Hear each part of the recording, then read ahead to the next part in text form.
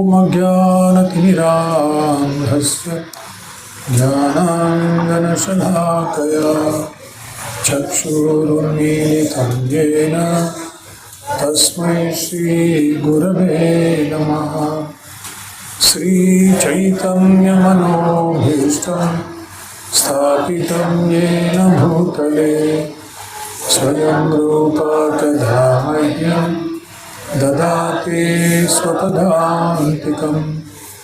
वन्देऽहं श्रीगुरुः श्रीयुतापदकमलं श्रीगुरून् वैष्णवांश्च श्रीरूपं साग्रजातं सहगण रघुनाथान्वितं तं सजीवं साद्वैतं सावधूतं परिजनसहितं कृष्णचैतन्यदेवं श्रीराधाकृष्णपादान् सहगणललिता श्रीविशाखान्वितांश्च नमो विष्णुपादाय कृष्णप्रेष्ठाय श्रीमते भक्तिवेदान्त स्वामीति नामिने। नमस्ते सारस्वती देवे गौरवाणि प्रचारिणे निर्विशेष शून्यवादी पाश्चात्य देशतारिणे। हे कृष्ण करुणा सिंधु दीनबंधु जगत्पते गोपेश गोपिका कांत राधा कांत नमोस्तुते। तप्त कांचन गौरांगी राधे वृंदावनेश्वरी वृषभानुसुते देवी प्रणमामि हरिप्रिये।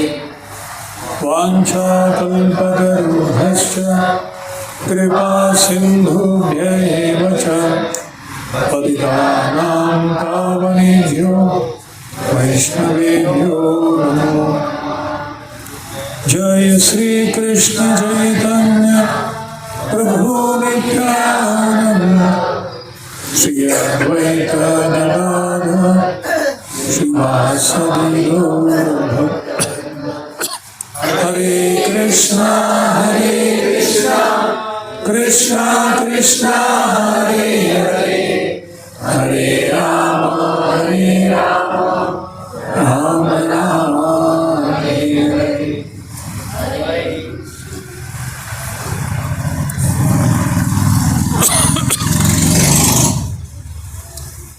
हरे कृष्ण।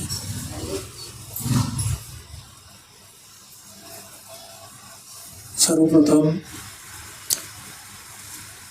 आप सब चिपलून के जो भक्त समाज के सदस्य हैं उन सब का मैं आभार व्यक्त करना चाहूँगा कि मुझे यह अवसर प्राप्त हुआ है 3 दिन तक आप सबकी सेवा में यहाँ एक अवसर मिलना। खास करके मैं हमारे प्रिय गुरु भाई वल्लभ चैतन्य प्रभु जब मुझसे वो निवेदन किए तो तुरंत मैंने हरे कृष्ण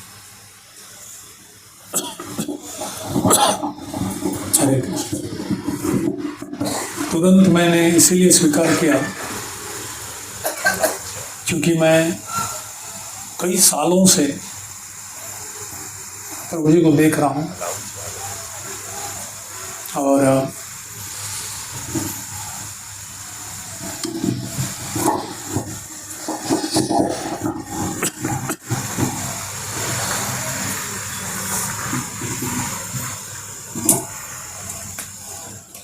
हरे कृष्ण। प्रभु जी को मैं कई सालों से देख रहा हूँ और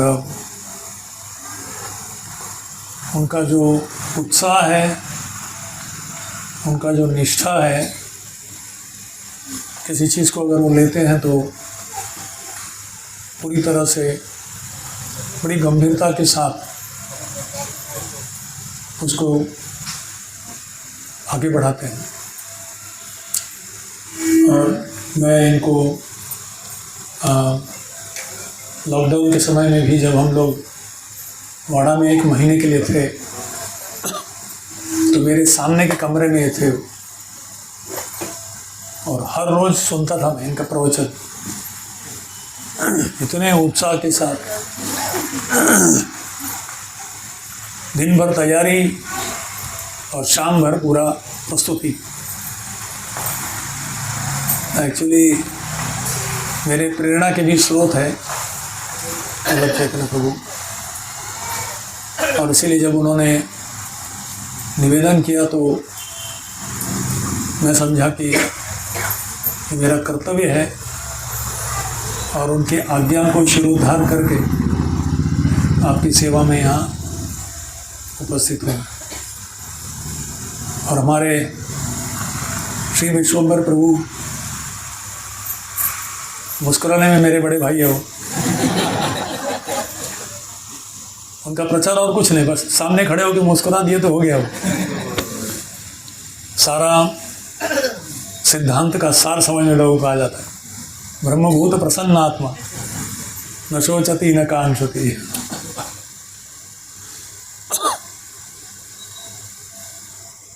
विश्वम्भर प्रभु भी, श्री विश्वम्भर प्रभु बड़े आनंद लेते हैं दूसरे भक्तों का गुणगान करने में, उनकी सेवा करने में, चाहे वो उनसे वरिष्ठ हो, उनसे कनिष्ठ हो, जो भी हो,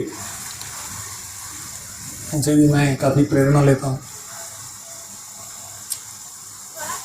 तो प्रभु जी ने जब मुझे बताया, मैंने 3 दिन का प्रवचन करने के लिए स्वीकार किया। और पहला दिन, आज का दिन जो है, मैं खास करके एक भक्त के जीवन में, हरे कृष्ण, एक भक्त के जीवन में किस तरह से स्थिरता और संतुलित जीवन होना चाहिए उसे। क्योंकि मैंने, जैसे प्रभु जी ने बताया, पिछले करीब 35 साल से अलग अलग, न केवल महाराष्ट्र में अलग अलग सैटेलाइट सेंटर, बल्कि पिछले कुछ सालों में पूरे विश्व के अलग अलग देशों में, खंडों में डिवोटी केअर, भक्तांच्या काळजी घेणे कसा करायचा, इसके बारे में मैं सेमिनार देने जब जाता हूँ, वहाँ के प्रमुख लीडर्स लोगों से मिलता हूँ और उनकी समस्याओं को, कांग्रेगेशन के जो भक्त समाज की जो समस्याएं हैं, उसके बारे में हम लोग चर्चा करते हैं। तो एक पैटर्न नज़र आता है, और इसीलिए क्या हमें हमेशा करना चाहिए और क्या हमें नहीं करना चाहिए, ताकि जीवन हमारा सफल हो, भक्तिमय जीवन। भगवान गीता में कहते हैं कि मनुष्याणाम सहस्रेषु कश्चित् यतते सिद्धये, कि करोड़ों में एक व्यक्ति, हजारों तो बोलते हैं भगवान, पर कलयुग में वो करोड़ हो गए। विरला कोई एक व्यक्ति है जो भक्ति में आने की इच्छा रखता है, क्योंकि वातावरण भी इतना नकारात्मक हो चुका है कलयुग में, परिस्थिति भी ऐसी, संघर्ष इतना हो चुका है, संबंध इतने तनाव है, तो भक्ति में आना तो दूर की बात। और भक्ति में आने के बाद टिके रहना बहुत क्या बोलते हैं, असंभव लगता है। तो आज का विषय जो है कैसे हमें भक्ति में टिके रहे, क्योंकि जीवन की सफलता कब है? अंतकाले च मामेव स्मरण मुक्त्वा कलेवरम यह प्रयाति समद्भावम याति नास्त्यत्र संशय। भगवान कहते हैं कि भक्ति की सफलता, जीवन की सफलता, मनुष्य जीवन की सफलता क्या है? अंतकाले च, जीवन के अंतिम सांस, माम एव स्मरण, मेरा स्मरण करते हुए, मुक्त्वा कलेवरम, कलेवरम मतलब शरीर, जो शरीर त्यागता है, मेरा स्मरण करते हुए जो शरीर त्यागता है, यह प्रयाति, इस तरह से प्रयाण करता है, स मद भावम याति, वो मेरे धाम को, मेरे स्वरूप को, सच्चिदानंद स्वरूप को प्राप्त होता है। न अस्ति अत्र संशय, अर्जुन इसमें लेश मात्र भी संशय नहीं है। तो अंग्रेजी में मैं जब गीता कोर्स करता हूँ तो हमको एक कहावत है, जीवन एक तैयारी है, मृत्यु उसकी परीक्षा है। Life is a preparation, death is the examination. तो जीवन तैयारी है भक्ति की, और मृत्यु हमारी परीक्षा है। और परीक्षा में पता लगेगा हम आगे उत्तीर्ण होंगे या वही फिर से पुनरपि जननम पुनरपि मरणम पुनरपि जननी जठरेक्षण। परम पूज्य राधानाथ स्वामी महाराज एक बार भक्तों का किस तरह से देखभाल करना है इसके बारे में बोलते हुए उन्होंने एक वाक्य कहा, जिसको मैं एक डिवोटी केयर जो है उसका एक ब्रीद वाक्य, मिशन स्टेटमेंट समझता हूँ। उन्होंने कहा, what would it take for each and every particular devotee to feel protected, inspired and encouraged to remain active in the mission of Srila Prabhupada till the last day of their life। मतलब हर एक व्यक्ति जो भी 84 लाख योनियों में भटकने के बाद कहीं भी घूम फिर के बाय चांस ऐसे भटकते भटकते चिपलून में इस्कॉन में आके श्रील प्रभुपाद जी के, जगन्नाथ जी के दर्शन करके उसने निर्णय लिया, अब मैं अपने जीवन को समर्पण करूंगा भगवान के चरणों में, भक्ति करूंगा। ऐसे करोड़ों में अगर एक कोई है, अगर आया है, तो हर एक ऐसा व्यक्ति का किस तरह से हमें एक अनुकूल वातावरण का निर्माण करना, किस तरह से उनको शिक्षण और प्रशिक्षण करना, जिसके द्वारा जो भी व्यक्ति एक बार इस भक्त के समाज में आता है, भक्तों के संग में आता है, सुरक्षित अनुभव करे,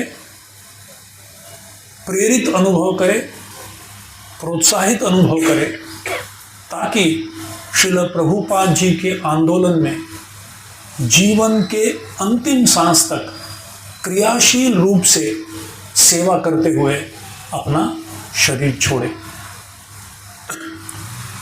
अगर ये हर भक्त के लिए हो रहा है, इसका मतलब हम लोग अच्छी तरह से भक्तों का देखभाल कर रहे हैं। बहुत बड़ी जवाबदारी। भक्ति में आने के लिए कितना संघर्ष होता है, क्योंकि अंदर से और बाहर से बहुत सारी शक्तियां हैं जो कारण देती है क्यों मुझे भक्ति नहीं करना है। अरे ये नहीं है, वो नहीं है, समय नहीं है, अनुकूल नहीं है, ये इसने ऐसा बोला, वो टेढ़ा मुंह से देखता है मेरे को, इसने मुझे ऐसा गाली दे दिया। कुछ तो एक कारण। भक्ति में आने के लिए शक्ति, आने के बाद टिके रहने के लिए भी बहुत बड़ी समस्या, इतना आसान नहीं। हर रविवार को हम नए भक्तों को स्वागत करते हैं, हरि बोल हरि बोल, और अगला हफ्ता हरि बोल या अगला साल हरि बोल। क्यों होता है ऐसा? इतने लोग आ रहे हैं, जाते क्यों? हर एक जवाबदारी लीडर को समझना चाहिए कि अगर कोई चला जा रहा है उसका जवाबदारी मैं, शायद मैंने कुछ सिस्टम्स में कमी किया, मैंने कुछ प्रेम देने में कमी किया, शायद मेरे व्यवहार में, हमारे सिस्टम्स में, हमारे तरीके में कोई शायद कमी पड़ गया कि वो बेचारा निराश होकर चला गया। एक जवाबदार प्रमुख को ऐसा हमेशा सोचना चाहिए। तो आज का विषय यही है कि भक्त के जीवन में स्थिरता और संतुलित जीवन कैसा हो, steadiness and balance in spiritual life.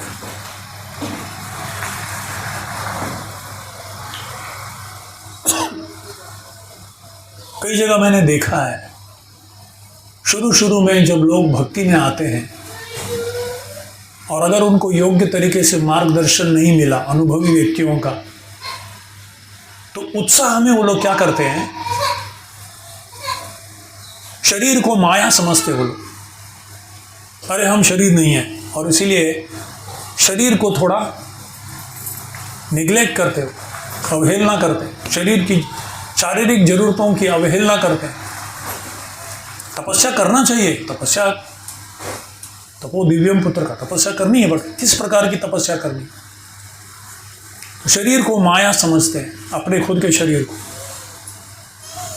परिवार के संबंधों को माया समझते हैं, पैसे को माया समझते हैं। तो आर्थिक रूप से, पारिवारिक रूप से, शारीरिक रूप से थोड़ा अवहेलना करके पूरा अपना समय भक्ति में देते हैं। बहुत अच्छी बात है, शुरू में देना भी चाहिए, पर अगर उसमें स्थिरता और संतुलित बुद्धिमत्ता के साथ काम नहीं ले, तो बाद में इतना प्रतिकूल परिस्थिति निर्माण होता है कि बाद में शरीर ठीक से काम नहीं करता, परिवार में संबंध में तनाव आ जाते हैं और परिवार के सदस्य बोलते हैं कि अगर ऐसा भक्ति है तो मेरे को नहीं करना भक्ति। परिवार के सदस्य कोई भक्ति नहीं करता, फिर एक आदर्श उदाहरण नहीं रहता, क्योंकि हम आर्थिक रूप से उसको नकार दिए, सब माया है बोल के। और बाद में इतने साल भक्ति करने के बाद लोग उसको देखते, देखो इतना सब भक्ति किया, उसकी परिस्थिति देखो क्या हुआ, इसीलिए हरे कृष्णा में नहीं जाना है। ऐसा का आदर्श दिखने लगता है उन लोगों को, गलत उदाहरण बन जाता है। तो उस व्यक्ति का भी नुकसान और लोगों को भी एक गलत उदाहरण नजर में आता है। और इसीलिए शुरू से ही परम पूज्य राधानाथ स्वामी महाराज जी ने राधा गोपीनाथ मंदिर में बहुत ही संवेदनशील तरीके से दूरदृष्टि को रखते हुए एक योग्य मार्गदर्शन देने का सिस्टम बनाया, devotee care system, counsellor system, mentor system, जहां एक अनुभवी व्यक्ति, एक आदर्श गृहस्थ न केवल एक आदर्श उदाहरण दिखाए, योग्य तरीके से मार्गदर्शन भी दे लोगों को, और हो सके तो न केवल एक व्यक्ति बल्कि पूरे के पूरे परिवार भक्ति में आना चाहिए। इतना आसान नहीं है, मुश्किल है, पर प्रयास तो करना चाहिए। और उसके लिए योग्य मार्गदर्शन और सुंदर सिस्टम और एक अनुकूल वातावरण का निर्माण होना बहुत जरूरी है। और यहाँ प्रभु जी वो कर रहे हैं, मैं देख रहा हूँ, उन्होंने मतलब इतना परिश्रम करते हैं प्रभु जी, 24 घंटे हमेशा फ़ोन पे रहते हैं, बातचीत करते रहते हैं, ये करना है वो करना है।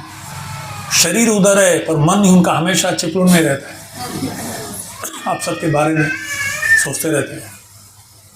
और इसलिए जब उन्होंने पूछा तो मैंने बोला 100% आऊँगा, एक नहीं 3 दिन के लिए आऊँगा।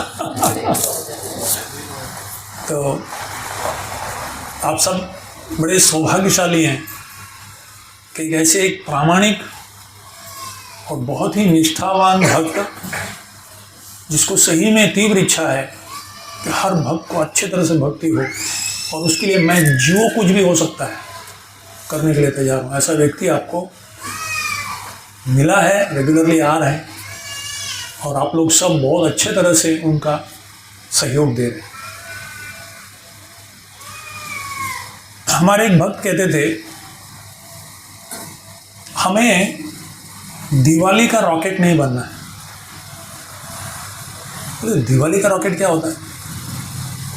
आपने देखा होगा दिवाली में क्या होता है, रॉकेट छोड़ते हैं, शुरू में ऐसा जाता है और इतना ऊपर जाता है तो सब लोग देखते हैं, वाह क्या जा रहा है, अभी तो थोड़ी देर में चांद के ऊपर पहुंच जाएगा लगता है। और उसके बाद क्या होता है, कुठे गेला, किती छान रॉकेट होता, ऊपर जाता होता, आता गेला। और अगले दिन सुबह किसी के छत के ऊपर जला हुआ एक डंडा मिलता, एक समय में रॉकेट हुआ करता था, आसमान में उड़ा करता था। तो हमारे एक भक्त बोले, हमको भक्ति में दिवाली का रॉकेट नहीं बनना है, फिर क्या बनना है, हमको ध्रुव तारा बनना है। हमको ध्रुव तारा, not a shooting star but a pole star. 4 दिन के लिए भक्ति किया और बाद में 4 साल गायब, ऐसा भक्ति नहीं करना हमको।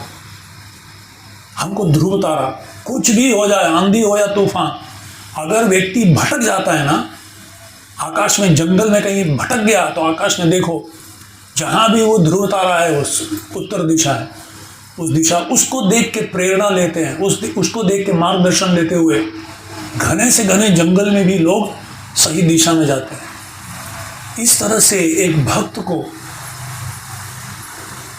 अपने आचार से, अपने विचार से, अपने व्यवहार से ऐसा एक स्थिर और एक ऐसा आदर्श भक्त बनना है जो न केवल खुद से वो हर स्थिति में, क्योंकि द्वंद्व का संसार है, शीत उष्ण सुख दुखेशु तथा मानापमान, सब द्वंद्व का संसार है, पर उस संसार में टिके रहना और लोगों को भी एक आदर्श बन के दिखाना कि भक्ति का मतलब ऐसा है। कुछ भी हो, द्वंद्व आएंगे, कभी अच्छे दिन आएंगे, कभी बुरे दिन आएंगे, कभी सुख, कभी दुख, कभी मान, कभी अपमान, तो ये सब चलता ही है। पर हमको भक्ति नहीं छोड़ना है। भगवान के चरण कमल, व्यवसायत्मिका बुद्धिर एकेह कुरुनंदन, वहां से हमको हिलना नहीं। तो इस तरह से हमको एक आदर्श ध्रुव तारा के समान किस तरह से हम भक्ति करें, ये आज का विषय है।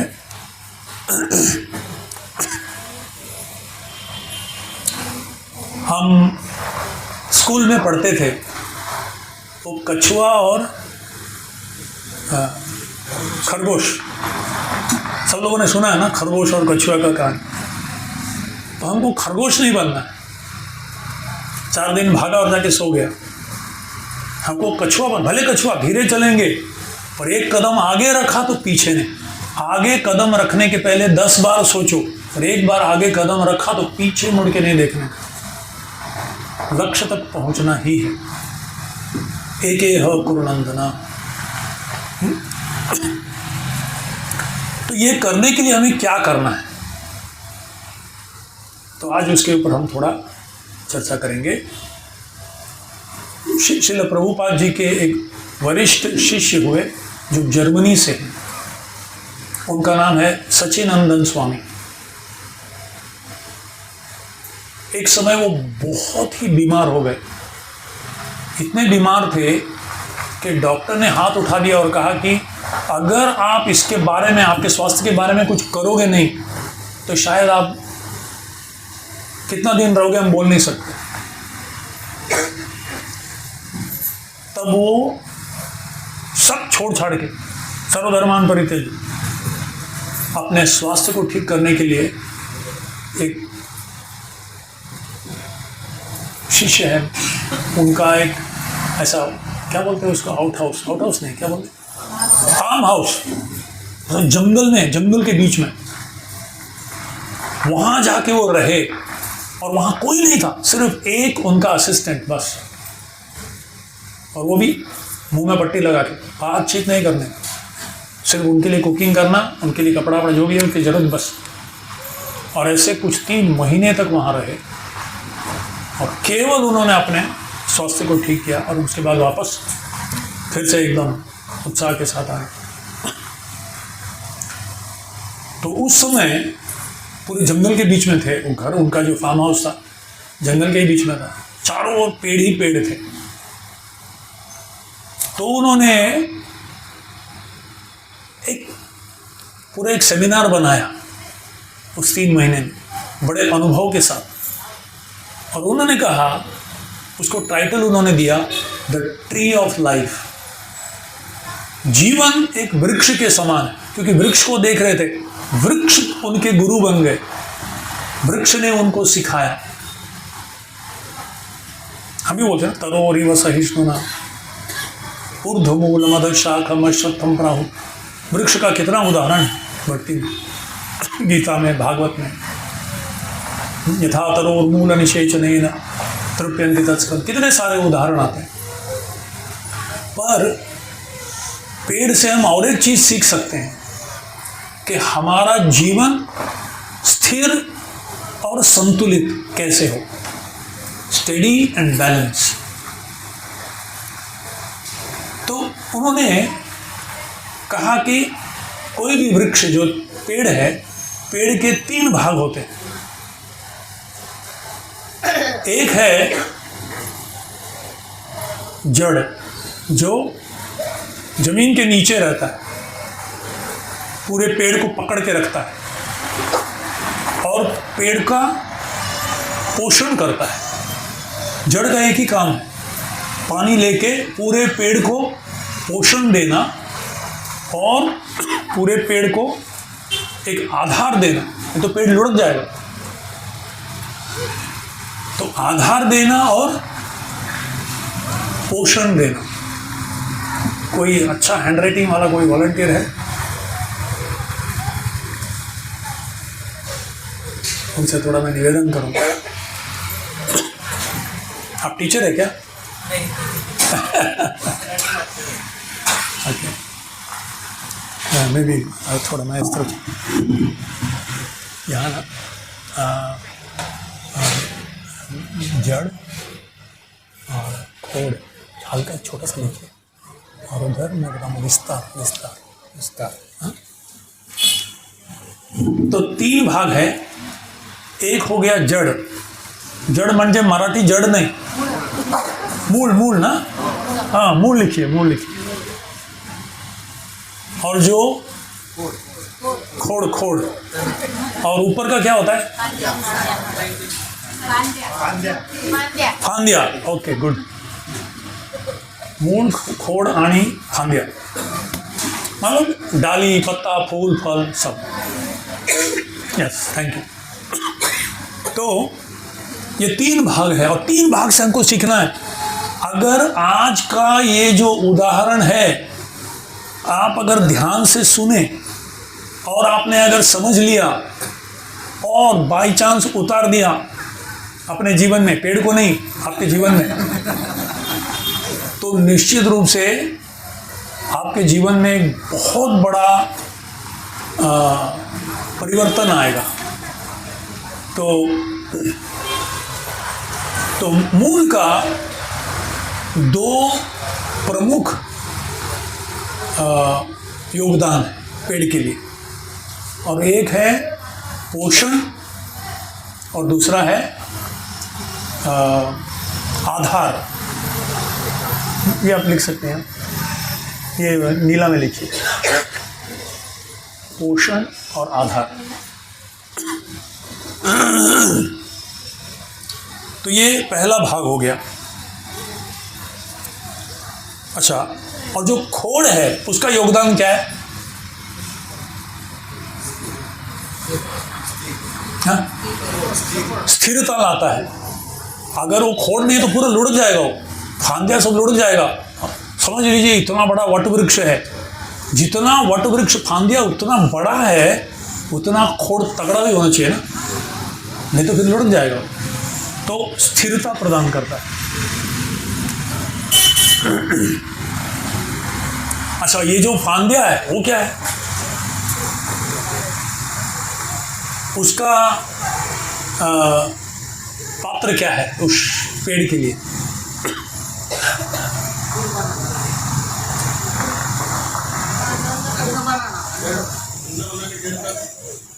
हाँ जी, फूल, फल,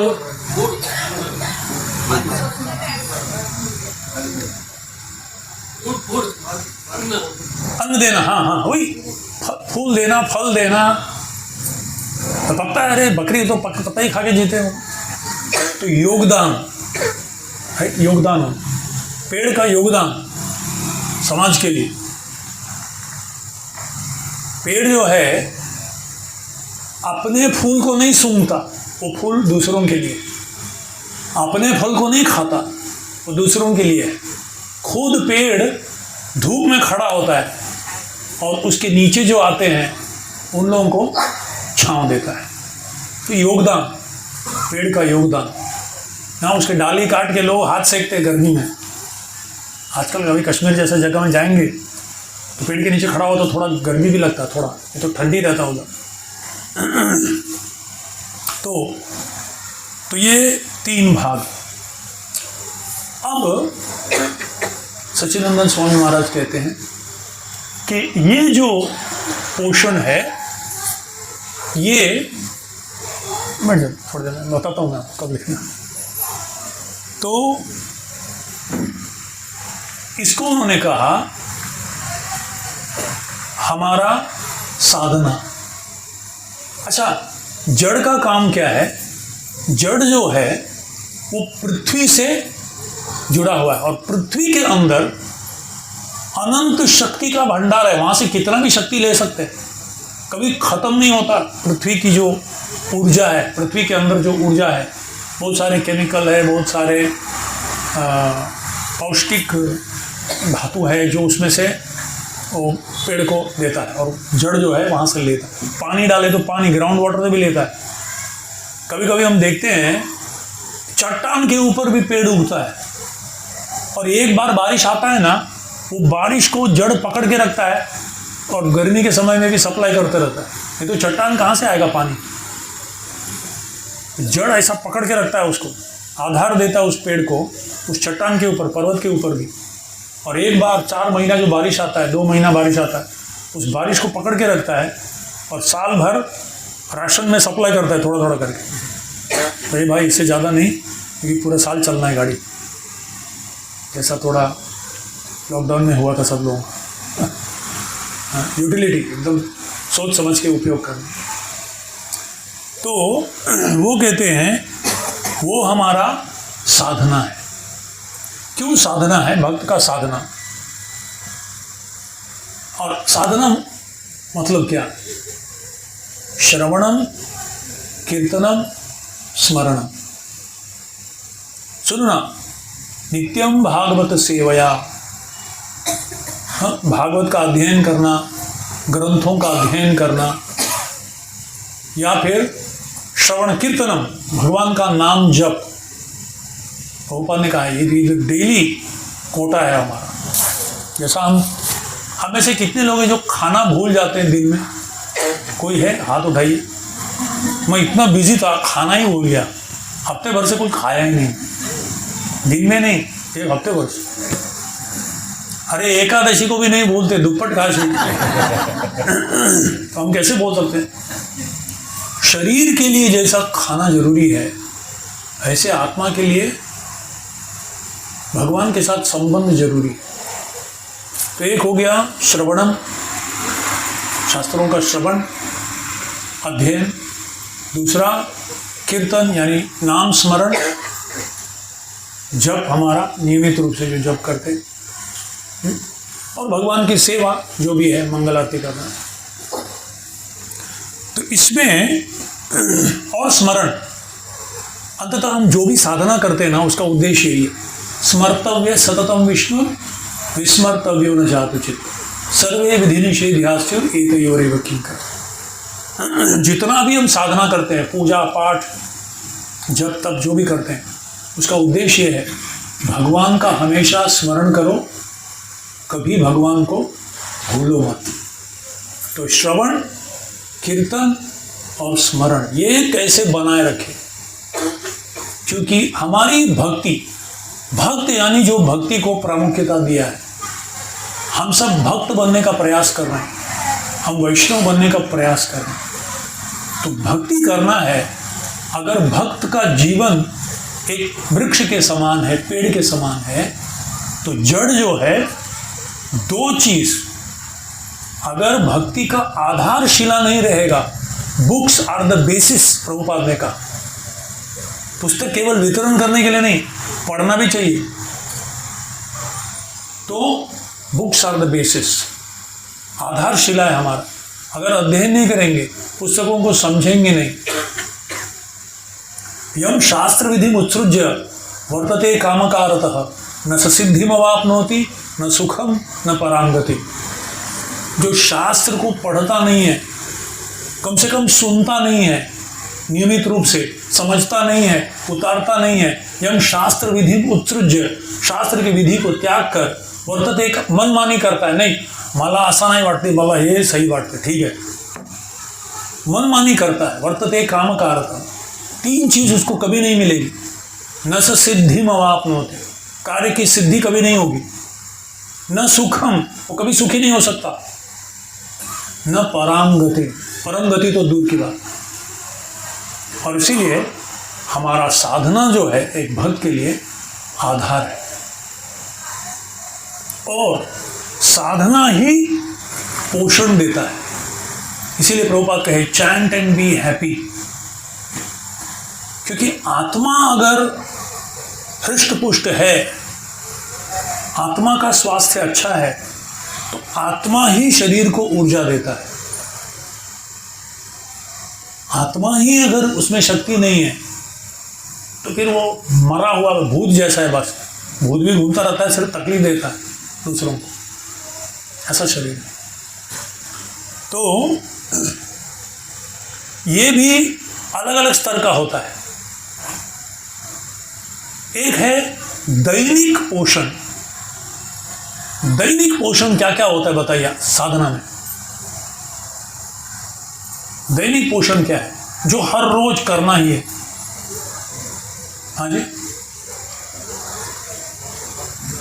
जपा, हाँ, नियम हो सके तो। कितने लोग आप में से 16 माला करते हैं? हो, वेरी गुड।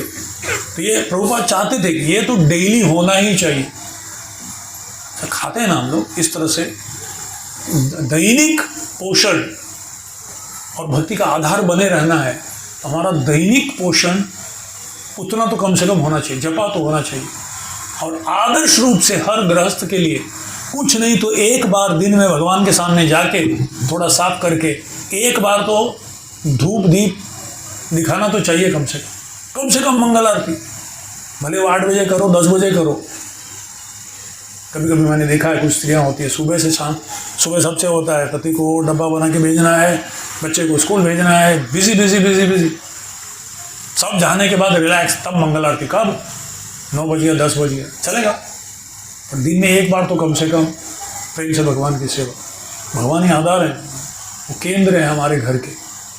तो इस तरह से ये दैनिक पोषण हमारा नियमित जप, हो सके तो नियमित रूप से श्रवण होना चाहिए, नहीं हो सके तो साप्ताहिक भी हो सकता है, प्रोग्राम होता है तो उस समय कम से कम। बट आदर्श रूप से श्रवण भी अगर दैनिक हो, या सेवा करते करते किसी का कैसेट सुन के वो भी करते, कई लोगों को मैंने देखा है। कुछ तो एक नियम बनाया कि एक लेक्चर तो सुनते ही हैं। तो मैं भी थोड़ा सा स्नान करता हूँ, शेविंग करता हूँ, तो मैं ले जाता हूँ। कोई बोला अरे यार आप कैसेट बाथरूम में कैसे ले जाते हो? तो मैंने उनको कहानी सुना है। एक बार एक तो भक्त तो बहुत बिजी था, तो उस किसी दूसरे भक्त ने बोला कि एक काम करो, तुमको कब टाइम मिलता है? वो जब मैं बाथरूम में जाता हूँ तभी टाइम मिलता है। बोले एक काम करो, उसी समय जप करो। बेचारा जब कर रहा था जोर जोर से, और राम जय श्री राम बोल रहा था। तो हनुमान जी को बड़ा गुस्सा आया, बोला टॉयलेट में बैठ के ये कान के नीचे बजाया कान। तो बेचारा डर गया। बाद में हनुमान जी राम के पास गए तो राम बड़े दुखी लग रहे थे और उनका ऐसा गाल फूला हुआ था। बोले अरे आपको क्या हो गया? बोले तू नहीं मारा मुझे। बोले राम का नाम अभिन्न तो आप नाम नामिनो, मैं नाम से अभिन्न हूँ और तूने उसको बेचारे को चाटा मार दिया, क्योंकि उसके काउंसलर ने उसको बोला था वो कुछ नहीं, तो जब भी टाइम मिलता हो जब कर। खैर ऐसा बोल के वहां जब करते मत बैठिए। पर कहना एक है कि कुछ ना कुछ समय अगर इच्छा हो तो साधन जुड़ता है।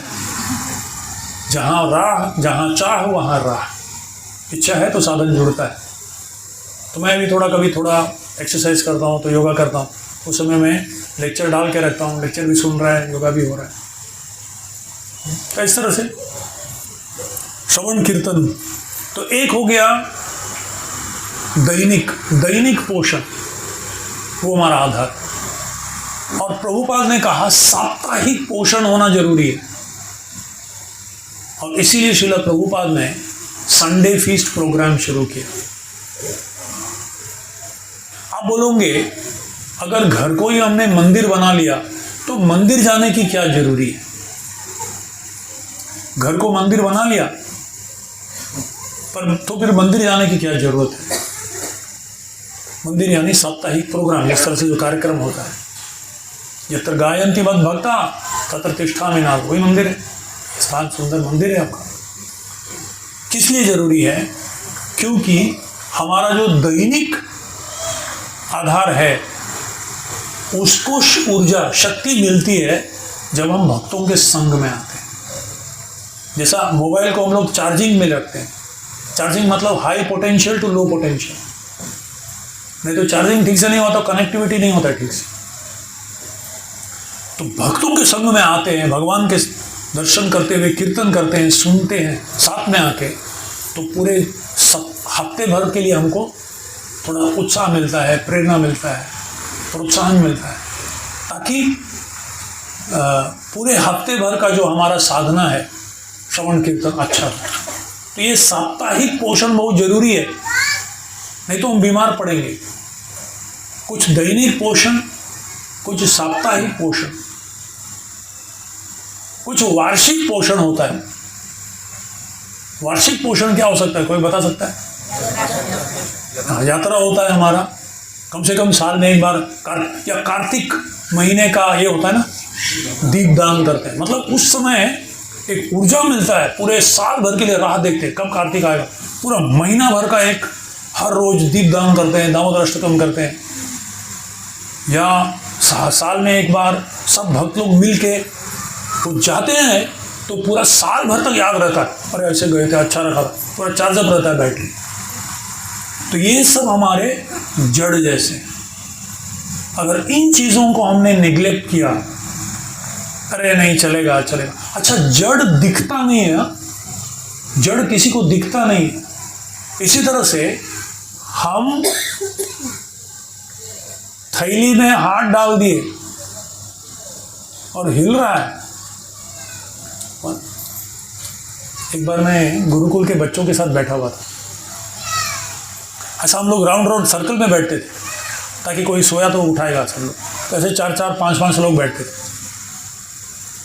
तो एक लड़का था, छोटा सा, चौथी में था वो, चश्मा पहन के, उसका नाम था सुनील। तो तुम्हारा उम्र क्या है बेटा?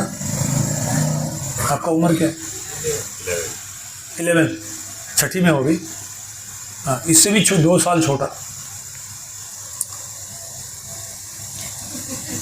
ऐसा जब कर रहा था, मैं बोला अरे बाप रे, इतना तीव्रता से, और ऐसा हिलाएगा तो भेजा भी निकल जाएगा बाहर। और ये भी हिला रहा है, और ऐसा भी सर इस तरफ हिल रहा है, वो हाथ ऊपर नीचे, जब माला गया। तो मैं बोला ए सुनील, देखो जब ऐसा नहीं करने का, इतना हिलाने का नहीं, प्रेम से करने का, मैं दिखाता हूँ कैसे। तो उसको मैंने माला लिया और बोला देखो मैं तुमको दिखाता हूँ। फिर हाथ डाला, जब माला के अंदर माला ही नहीं है। अति भक्ति चोरे लक्षण, थोड़ा एक्स्ट्रा हिला रहा था वो। तो मैंने बोला, ओए सुनील, जप माला नहीं है। बोला, किधर गया तेरा, माला नहीं है? बोला, प्रभु जी घूम गया। कितना दिन हुआ? 4 दिन हो गया। बोला, बोला क्यों नहीं? आप गुस्सा करेंगे इसीलिए, और इसीलिए इतना हिला रहा था ताकि मैं डांटू नहीं। तो हम दुनिया को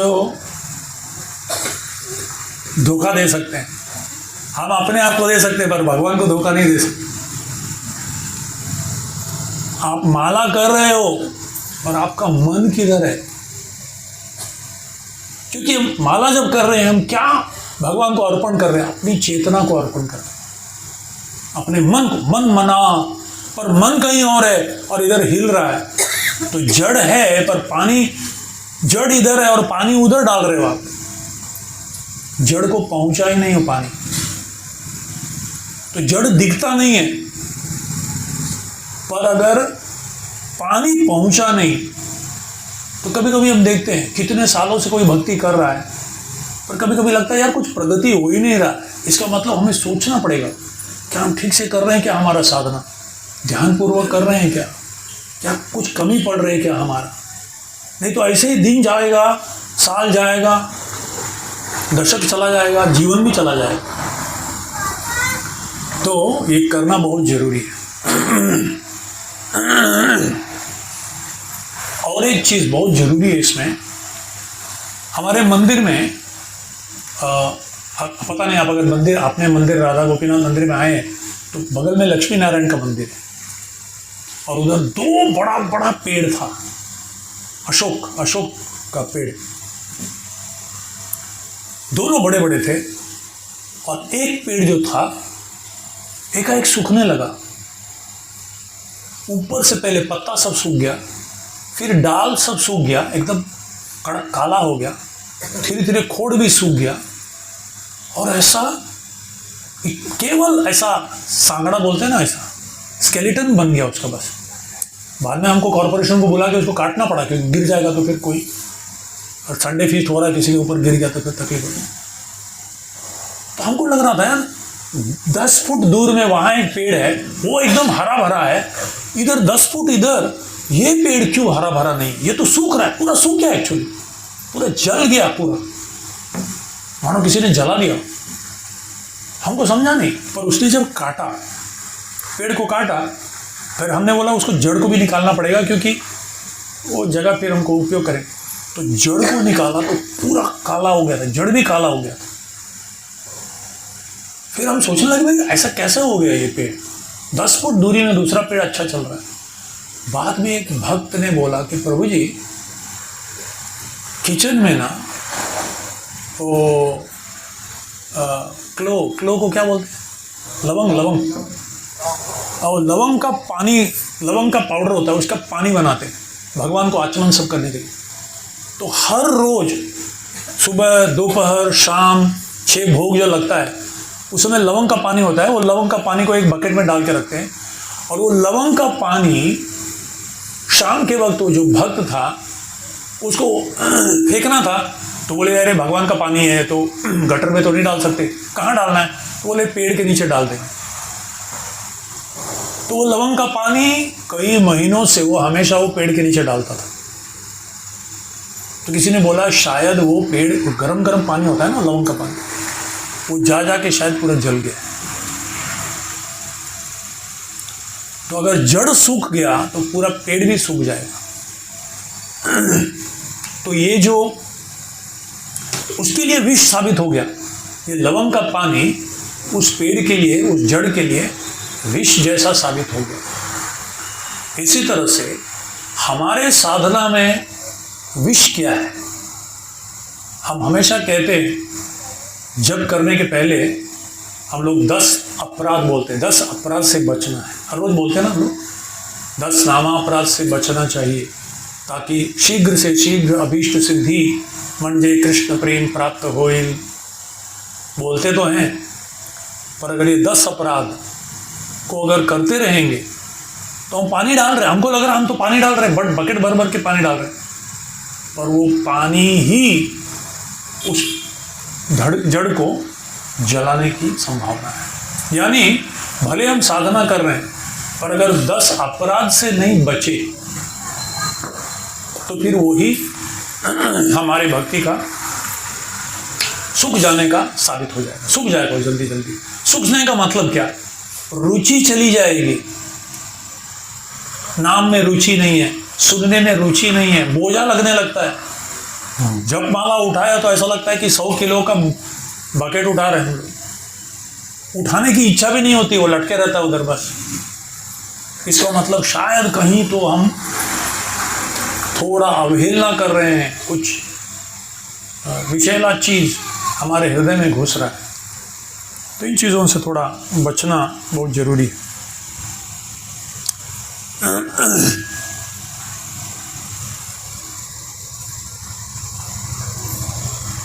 राधानाथ स्वामी महाराज जी ने बोले हम जब जप करते हैं तो उसमें भावना होनी चाहिए।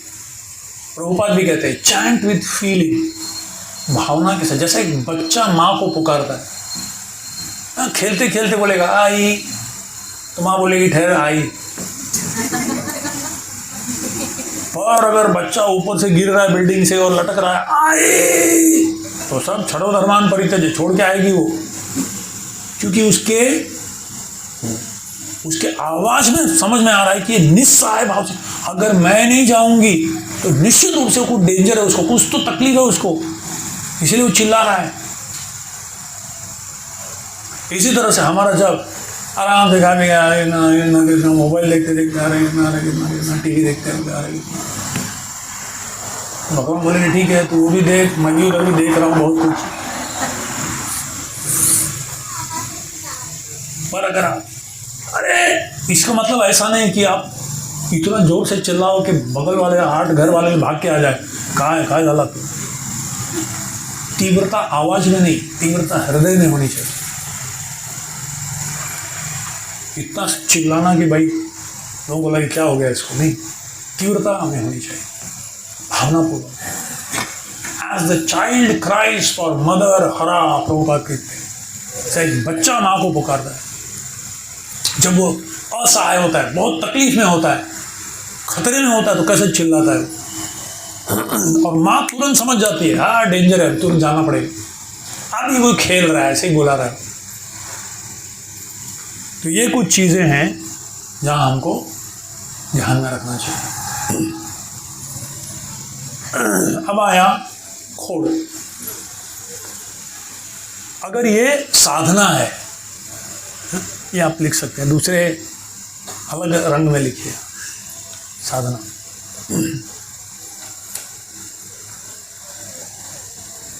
अगर जड़ जो है साधना है तो खोड़ क्या है?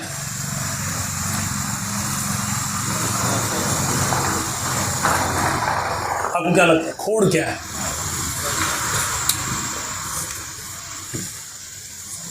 खोड़ की किसकी तुलना दे सकते हैं?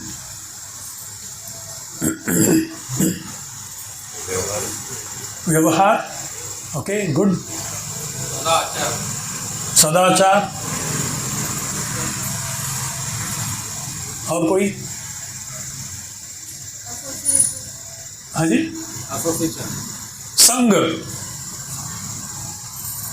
ओके। सचिनंदन महाराज क्या लिखते हैं मालूम? अनुकूल जीवन शैली, लाइफस्टाइल। हमारा जीवन शैली कैसा है? भक्ति कर रहे हैं, साधना हो रहा है अच्छा, पर हमारी जीवन शैली, लाइफस्टाइल अगर अनुकूल नहीं है तो भी दीर्घ काल तक भक्ति में स्थिरता नहीं होगी। अगर हमारा जीवन शैली संतुलित नहीं होगा, बैलेंस नहीं होगा तो। अच्छा, ये जीवन शैली को बैलेंस करना मतलब क्या? वो कहते हैं सबसे पहले ये जो खोड़ है ये जड़ से ही निकलता है। खोड़ आसमान से नहीं आता हो। अच्छा जड़ तगड़ा होगा तो उसमें से खोड़ जो होगा वो भी एकदम सुदृढ़ होगा। और इसीलिए अगर ये साधना और आधार और पोषण हमारा अच्छा है, पढ़ते हैं हम लोग, तो हम ये भी पढ़ेंगे युक्त आहार विहारस्य युक्त कर्मस्य चेष्टसा युक्त स्वप्नावबोधस्य योगो भवति दुःखः। योग के मार्ग में युक्त होना चाहिए, अति नहीं करना चाहिए। न अति अश्नतस्तु योगोस्ति न चैकांतम अनश्नतः न च अति स्वप्नशीलस्य जागृतो नैव चार्जुन। जरूरत से ज़्यादा खाया या जरूरत से कम खाया, जरूरत से ज़्यादा सोया या जरूरत से कम सोया, तो जब भी जीवन शैली में अति करने लगते हैं हम लोग, तो निश्चित रूप से दीर्घ काल तक टिक नहीं पाता व्यक्ति, तो दिवाली रॉकेट बनता है। पर अगर युक्त रूप से गोल्डन मीन, युक्त आहार, युक्त विहार, युक्त चेष्टस्य, युक्त स्वप्नावबोधस्य योगो भवति दुःखः, वैसे व्यक्ति को दुखी नहीं होगा, बड़े आसानी से उसकी गाड़ी चलेगी। कभी कभी हम करते हैं ऐसा, अति करने लगते हैं, हमको लगता है बाप रे बहुत समय के बाद भक्ति में आए, अभी सब छोड़ दो, पार ऐसा बस 100 माला 150 माला, और बाद में 150 दिन कुछ माला भी नहीं। तो अति नहीं, युक्त में, मीडियम, मतलब गोल्डन मीन। हाँ, तो और ये दिखता नहीं है, पर ये स्पष्ट दिखता है। अगर ये ठीक रहा तो हमें मालूम है कि जड़ भी ठीक है, और ये ठीक रहा तो उसका जो फांदिया है वो भी एकदम फर्स्ट क्लास हरा भरा रहे। तो ये स्थिर रखना बहुत जरूरी है। तो ये क्या है, एक हमारा शारीरिक स्वास्थ्य। कभी कभी भक्त लोग शुरू में उत्साह में, हम शरीर नहीं है ये सुनते हैं हम लोग, तो शरीर नहीं है तो फिर क्यों इसको इतना क्या बोलते हैं टैंपरिंग करना। दोनों अति करते हैं, या एकदम निग्लेक्ट कर देते हैं या एकदम घुस जाते हैं उसके ऊपर। जैसा आपके पास एक गाड़ी है, समझ लीजिए 2 व्हीलर है या 4 व्हीलर है, घर में गाड़ी रखते हैं ना। गाड़ी किस लिए है, ताकि मेरे को घर से ऑफिस, घर से कोई भी जगह जाना है तो वो पहुँचाए टाइम पे, तो गाड़ी ठीक होना चाहिए। अरे गाड़ी हम गाड़ी तोड़ी है, गाड़ी तो बोले ठीक है, कभी कभी यूज़ करते हैं उसको। अगर आपने निगलेक्ट किया, ठीक से देखभाल नहीं किया, जब सबसे ज़रूरत पड़ेगी वो स्टॉप हो जाएगा, गड़बड़ी हो जाएगा। या गाड़ी खराब नहीं हो बोल के हर रोज़ उसको पॉलिश करते रहेंगे और बोलेंगे अगर मैं रास्ते पे ले जाऊंगा तो गाड़ी खराब हो जाएगा, इसलिए इसको वहीं रखने का घर, वो अति है। ज़रूरत से ज़्यादा उपयोग, घिसा घिसा के उसका देखभाल नहीं करना, या उसको सिर्फ हर रोज़ पॉलिश करके उसको अगरबत्ती लगाना पर उपयोग नहीं करना, दोनों अति है। इसी तरह से आयुर्वेद कहता है, मैं ना एक बार आयुर्वेद डॉक्टर के पास गया था। आप देखिए कोई भी आयुर्वेद डॉक्टर के पास आप जाओगे ना, वो आपसे पहले कुछ भी बीमार पूछने के पहले 3 चीज़ पूछते हैं। एक, तेरे को भूख लगता है क्या? दूसरा, तेरे को नींद आता है क्या ठीक से? और तीसरा, तेरा पेट साफ होता है क्या रोज ठीक से? मैं बोला यार मैं कुछ और सरदर्द लेके आया हूँ, तो वो नींद से पूछ रहा है, भूख का पूछ रहा है कि पेट साफ हो रहा है। यार पेट से और सर से क्या मतलब है? बहुत कुछ मतलब है। ये 3 चीज़ ठीक है तो सब गाड़ी ठीक चल रहा है आपका। ये तीनों में गड़बड़ी है। भूख ठीक से नहीं लग रहा है, जठराग्नि नहीं है, पच नहीं रहा है तो शक्ति नहीं मिलेगा, शक्ति नहीं मिलेगी तो ऊर्जा नहीं है, ऊर्जा नहीं है तो फिर करेगा क्या? तो तुम्हारा साधना क्या होगा, तुम्हारा सेवा क्या होगा दीर्घकाल? खाना ठीक होना चाहिए। क्या खाया तुमने? युक्त आहार। और भूख लगना चाहिए, भूख नहीं लग रहा तो कुछ तो गड़बड़ी है, या कुछ गलत चीज खाया है, या कुछ तो गड़बड़ी है। और दूसरा, समय समय पे सोना, जितना जरूरी उतना सोना। प्रभुपाद कहते हैं, if you sleep too much you become lazy, you sleep too little you become crazy. जरूरत से ज्यादा सोया तो आलसी बन जाओगे, जरूरत से कम सोया तो पागल हो जाएगा, पागल जैसे बड़बड़ करेगा। तो सोना भी जरूरत है, योग्य समय पे, योग्य क्या बोलते हैं, समय तक सोना जरूरी है। कभी भी सोया, कितना भी सोया, या एकदम नहीं सोया, ये कभी कभी होता है कि बड़ा कुछ सब आ गया, बिजी थे, ठीक है, पर हमेशा के लिए हमारा बिजी रहेगा जीवन तो बाद में वो समस्या होने वाली है। तो ये सब चीज़ें को ध्यान पे रखना, और इसलिए थोड़ा कसरत शरीर के लिए थोड़ा। जब मैं 40 साल का हुआ तो पीठ में इतना दर्द हुआ कि बैठ नहीं सकता था मैं ठीक से। तो मैं डॉक्टर के पास गया, तो उन्होंने मेरे को पूछा, तो तेरे दिनचर्या क्या है मेरे को बता। तो मैं सुबह उठता हूँ और फिर मैं 1.5 घंटा या 2 घंटा जप के लिए बैठता हूँ। अच्छा, फिर मैं भागवतम क्लास में 1 घंटा बैठता हूँ। अच्छा, बिना सपोर्ट के, ऐसा क्रॉस लेग, एकदम कड़क। उसके बाद मैं ऑफिस में बैठता हूँ, और ऑफिस में कैसा टेबल है और नीचे बैठता हूँ, कितना 8 घंटा। अच्छा, उसके बाद प्रसाद के लिए बैठता हूँ। उसके बाद शाम के क्लास के लिए बैठता हूँ प्रवचन देते हुए। तो बोला, तू खड़ा होकर चलता है कि नहीं? 14 घंटा तू एक जगह बैठता है, तो दूसरा समय क्या कसरत करता? हाँ, थोड़ा मंगल आरती में जंप करता हूँ। बोला, समस्या तेरा यही है। वो बेचारा वो एक भाग का मसल को सारे दूसरे को सपोर्ट करने वाला कोई नहीं है। एक ही व्यक्ति अगर कर रहा है सब कुछ काम, और जो दूसरे लोग हैं उनको बैकअप करने के लिए उनको सेवा, बोला तू खड़े रहो, बस साइड में खड़े रहो तुम लोग। तो सारे दूसरे मसल को जो इनएक्टिव है तेरा, बोले तेरे को कुछ करना पड़ेगा। फिर योगा करने को बताया, फिर ये करने को बताया, थोड़ा चलने को बोला। ये सब समझ मैं सोचता था ये सब माया है सब। तो इस तरह से वो निगलेक्ट करने से भी समस्या हो जाता है। तो हमारे खाने में, सोने में और शरीर का थोड़ा तो कसरत कुछ होना चाहिए। मैं सोचता था मेरी माँ कभी एक्सरसाइज करते हुए देखा है। वो अभी 96 साल की है, अभी फरवरी में वो 97 हो जाएगी, अभी भी एकदम अपने पैर पे खड़ी है, चलती है। मैं कभी उसको कसरत करते नहीं देखा, कभी वॉकिंग जाते नहीं देखा। बोले ऐसा कैसे गाड़ी चल रहा है इसका?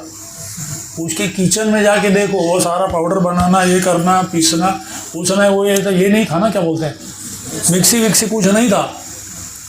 तो पापड़ बनाना, सब लोग आके मिलके करते थे ये सब। पूरा दिन भर तो एक्सरसाइज वही हो जाता था जो आज जिम में जाके करना पड़ता है, वो अपने आप हो जाता था उसका। कुकर उठाना, वो जलाना, वो सब रखना, और हम सबको खड़े होकर सर्विंग करना, फिर नीचे बैठना। तो कसरत होता था वो अभी आर्टिफिशियल हो गया है। खड़े बैठने का कोई नहीं है, और सब एक ही हो जाता है।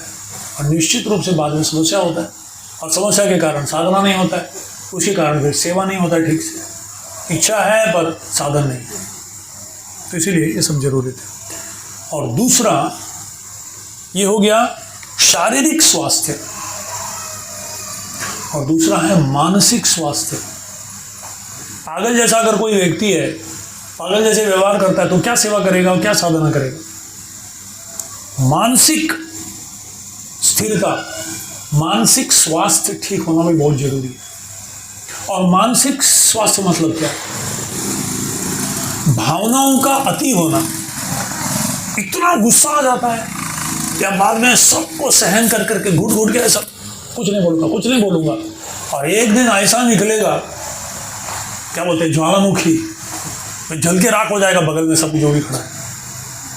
पूरा सहन करके रखा। कई मैंने देखा है 2 या 3 केसेस जो इतने एक्टिव भक्त लोग थे। 4 दिन पहले की बात है, हमारे एक ब्रह्मचारी है, उनके ब्रदर इन लॉ, क्या बोलते हैं हम लोग, हाँ जीजा, हाँ, उनकी पत्नी और उसकी बहन बहुत बड़ी प्रचारक थी, उसने सुसाइड कर लिया। और ये एक नहीं, एक हैदराबाद में हुआ, एक गुजरात में हुआ। और ऐसा पावरफुल प्रीचर, इतने लोगों को मार्गदर्शन दे रही थी, वो इतना प्रचार कर रही थी, लोग बोलते हम सोच ही नहीं सकते इसने आए कि ऐसा सुसाइड क्यों किया उसने। शायद खुल के किसी के साथ बात करने का अवसर नहीं मिला, एक योग्य वातावरण नहीं था, उसको एक योग्य मार्गदर्शन नहीं मिला, या अपनी भावनाओं को व्यक्त करने का कोई एक माध्यम नहीं था। शायद घुट घुट के रख के लग रहा है कि बहुत अच्छा चल रहा है, और एक दिन पता चला कि कुछ गड़बड़ी हो गई, तो क्या फायदा? तो भूत बन के घूमेंगे आत्महत्या करने के बाद। तो इतना भक्ति किया, इतना सेवा, और लोग शौक है कि इतने लोगों को मार्गदर्शन देती थी, वो कैसे कर ली, पूरे घर वाले सब लोग शौक। और वो उनके भाई जो थे वो कहीं अभी अमेरिका में, वो फ्लाई होकर अभी आ रहे हैं 2-3 दिन। ऐसे कैसे हो गया? फिर अगर भक्ति होगा तो स्थिर होना चाहिए। भावनात्मक रूप से इतना अगर वो परेशान थी, इतने दुखी थी, तो फिर उसने किसी को बोला क्यों नहीं, या व्यक्त क्यों नहीं किया? कुछ तो गड़बड़ी है, नहीं तो कैसा इतना, अरे चैंट एंड बी हैप्पी। ब्रह्मभूत प्रसन्न आत्मा, प्रसन्न होना चाहिए, कम से कम संतुष्टि है, आत्मा सुप्रसिद्ध थी, संतुष्टि होनी चाहिए। यहाँ संतुष्टि इतना है, व्यक्त करने भी नहीं है, कुछ तो गड़बड़ी है। भले हम उस हद तक ना जाए, पर कभी कभी हमारे व्यवहार में भी ओवर रिएक्शन करते हैं, बहुत जरूरत से ज़्यादा। छोटा चीज़ के लिए ऊपर इतना गुस्सा करना, या बदला का भाव, उसको मैं छोड़ूंगा नहीं, मैं जिंदगी में एक नहीं 7 जन्म तक उसको मैं छोड़ूंगा नहीं। कहीं तो गड़बड़ी है, अब क्षमा नहीं कर पा रहे हम लोग, छोटी छोटी चीज़ों को इतना बड़ा भर के रख रहे हैं। इसका मतलब शायद भावनात्मक मानसिक रूप से ना, कहीं तो हमने अपने मन को, जो भक्ति का मार्ग को सही तरह से समझा नहीं है, या सही तरह से उतारा नहीं है। और इसमें अगर योग्य हृदय को व्यक्त करने का और मार्गदर्शन लेने का अगर एक अनुकूल माध्यम नहीं मिले, एक अनुकूल सिस्टम ना हो भक्त समाज में, तो बाद में कुछ अति काम होने के बाद समझता है, अरे ऐसा हो गया, किसी ने कुछ बोला क्यों नहीं उसको, किसी से एक बार पूछा क्यों नहीं वो व्यक्ति, क्योंकि पूछने के लिए सुविधा नहीं थी, एक अनुकूल वातावरण नहीं था, क्योंकि लोगों को ट्रेनिंग नहीं मिला है। अगर मैं अपना हृदय खोल के मैं इनको बोलता हूँ और बाद में पता चला, और रहस्य में बोला, प्रभु जी कॉन्फिडेंशियल हाँ, किसी को मत बोलना, अब बाद में पता चला कि पूरा कांग्रेगेशन उसका बात कर रहा है, तो मैं कसम खाता हूँ मर जाऊंगा, पर किसी को मेरे हृदय की बात नहीं बोलूंगा। गुह्यम आख्याति पृच्छति, तो गुह्यम आख्याति पृच्छति का ट्रेनिंग लोगों को नहीं मिला है, तो हृदय की बात बोलेंगे कैसे? और नहीं बोलेंगे तो अंदर अंदर घुट घुट के एक दिन मरेंगे बस। और इसीलिए ट्रेनिंग देना बहुत जरूरी है इन चीज़ों की। और भावनात्मक या मानसिक स्वास्थ्य के लिए कुछ चीज़ें जरूरी है। एक संग है, और संग दुर्भाग्यवश आज भक्तों का नहीं कर रहे हैं हम लोग, अपने मोबाइल के साथ बैठे रहते, घंटों बैठे रहते। सोशल मीडिया में ऑस्ट्रेलिया में कोई व्यक्ति है, उसके साथ बातचीत कर रहे, और बगल वाला जो भक्त है उसके लिए टाइम नहीं हमारे पास। एक्चुअली सत्संग नहीं कर रहे हैं हम लोग, क्योंकि वो जो उतना दूर बैठा हुआ है उसको क्या मालूम तुम्हारा जीवन क्या है। वो हरि बोल बोलेगा, तुम भी हरि बोल बोलोगे बस। वो कुछ अपना पोस्ट भेजेगा, तुम वो पोस्ट पढ़ोगे, तुम एक फोटो भेजोगे, ऐसा जब कर रहे हो, वाह वाह वाह कितना अच्छा भक्त, अंदर क्या चल रहा है कुछ नहीं मालूम, क्योंकि बगल वाले को मालूम है, उसको साथ टाइम नहीं। ये बहुत बड़ी बाधा है हमारा, दुर्भाग्यवश। ये जो मोबाइल आ गया है हमारा, ये पूरी दुनिया की माया आपके हाथ में आ गई है। ये भगवान के लिए सबसे अनुकूल भी हो सकता है, और सबसे ज़्यादा प्रतिकूल भी हो सकता है। और इसीलिए अगर साधना ठीक नहीं है तो एक दिन जब लुढ़केगा, ये पूरा पेट लुढ़केगा, तब समझ में आएगा कुछ तो गड़बड़ी था। और साधना में हम सुनेंगे, अगर प्रभुपाद जी के पुस्तक दैनिक रूप से पढ़ रहे हैं और सुन रहे हैं तो हम समझेंगे। एक बार महाराज ने एक डिवोटी को बोला, उसका सेवा था लैपटॉप के ऊपर, उसको एक सेवा दिया गया था ट्रांसलेशन, बीटी जी का ट्रांसलेशन का। तो महाराज ने उसको बोला सुबह 10 बजे से 6 बजे तक ये तेरे लिए योग माया है, क्योंकि भगवान की सेवा में तुझे लगा रहा है। पर शाम को 6 बजे के बाद अगले दिन 10 बजे तक ये महामाया है। यही लैपटॉप, यही कंप्यूटर तेरे लिए महामाया है, ये तेरे को फंसा रहेगा। तो ये मोबाइल है, ये हमारे लिए योग माया बन सकती है भगवान की सेवा में लगाने की, या महामाया भी बन सकती है। और अगर हम सतर्क नहीं रहेंगे, हमारा पोषण और आधार ठीक नहीं है, तो ये बड़ा दिखेगा पर अंदर से खोखला हो जाएगा ये खोड़। और एक दिन जब लुढ़केगा, मालूम है वो सफ़ेद वाला चींटी है, वो खा लेता है अंदर से, दीमक अंदर से पूरा खा लेता है। ऐसा दिखता है पर एक ऐसा धक्का मारो ना, लुढ़क जाता है। तो लोग बोलेंगे अरे इतना अच्छा भक्ति था, सब अच्छा चल रहा था, थोड़ा इसके लिए ऐसा कैसा किया उसने, एकाएक क्यों चला गया वो भक्ति से? नहीं, एकाएक नहीं गया वो, कई सालों तक उसने अवहेलना किया है उस खोड़ पे, ध्यान नहीं दिया है, ठीक से संग नहीं किया है, गलत कुछ उपयोग किया है, और इसीलिए वो एकाएक दिख जाना एकाएक होता है, और उसकी तैयारी महीनों से हुई है। अवहेलना, लापरवाही, निग्लेक्ट एकाएक नहीं होता। अपराध करने से आज अपराध किया कल नहीं जाएगा वो। भगवान भी इतने मतलब क्रूर नहीं है। देखते हैं 1 हो गया, 2 हो गया, 50 भक्तों को तकलीफ दे रहा है और हमेशा। और इतना ही नहीं, दूसरों का भी मन विषैला कर रहा है। तुम दुनिया को झूठ बोल सकते हो, तुम दुनिया को धोखा दे सकते हो, भगवान को नहीं दे सकते, क्योंकि अंदर बैठे हुए हैं। सर्वस्य चाहम हृदय सन्निविष्ट। बाद में तुम्हारी बुद्धि में एक ऐसा एक वायरस डाल देंगे तो व्यक्ति खुद से चला जाएगा अपने आप, गाली देता हो। तो संग अगर मानसिक और भावनात्मक स्वास्थ्य के लिए संग कैसा है हमारा, जैसा संग वैसा रंग। दूसरा, सरलता, हमारे जीवन में सरलता, हमारे जीवन व्यवहार में सरलता, वाणी में सरलता। सरलता मतलब क्या? बोलना है, करना है, क्या बोलते हैं, हिपोक्रेसी, दाम्भिकता नहीं। जब दाम्भिकता आ जाती है तो मन दुष्ट हो जाता है, और जब मन दूषित हो गया, मन दुष्ट होइले नाही कृष्णेर स्मरण, कृष्ण स्मृति बिन होए निष्फल जीवन, लोक लज्जा होए धर्म कृति होए हानि, आइछे कर्म ना करी हो कबू यह जाने। महाप्रभु ने कहा है मन दुष्ट होइले नाही कृष्णेर स्मरण। अगर हम अपने सरलता छोड़ देंगे जीवन से, कुटिलता आ जाएगी तो दुष्ट मन हो जाएगा, टेढ़ा मन हो जाएगा। उस टेढ़े मन में भक्ति सीधे सीधे नहीं होती। तो ये बहुत जरूरी, सरलता आना चाहिए हमारे व्यवहार में, हमारे वाणी में, हमारे जीवन में, हमारे रहन सहन में, हमारे खान पान में। ये जीवन शैली। तीसरा बहुत महत्वपूर्ण, प्रजल्प नहीं करना, फालतू बात है जो कुछ लेना देना नहीं। तुला माहिती आहे ते काय केला, तुला माहिती आहे तुझ्याबद्दल ते काय सांगितलं तुला, तेरे क्या लेने देना उसको। करो ना, कृष्ण कथा करो, मत चित्ता मत गत प्राणा बोध, कितने सारे पुस्तक है, उसके बारे में चर्चा करो। अगर साथ में बैठे हो, कुछ सेवा कर रहे हो, साथ में बैठे चर्चा करो ना।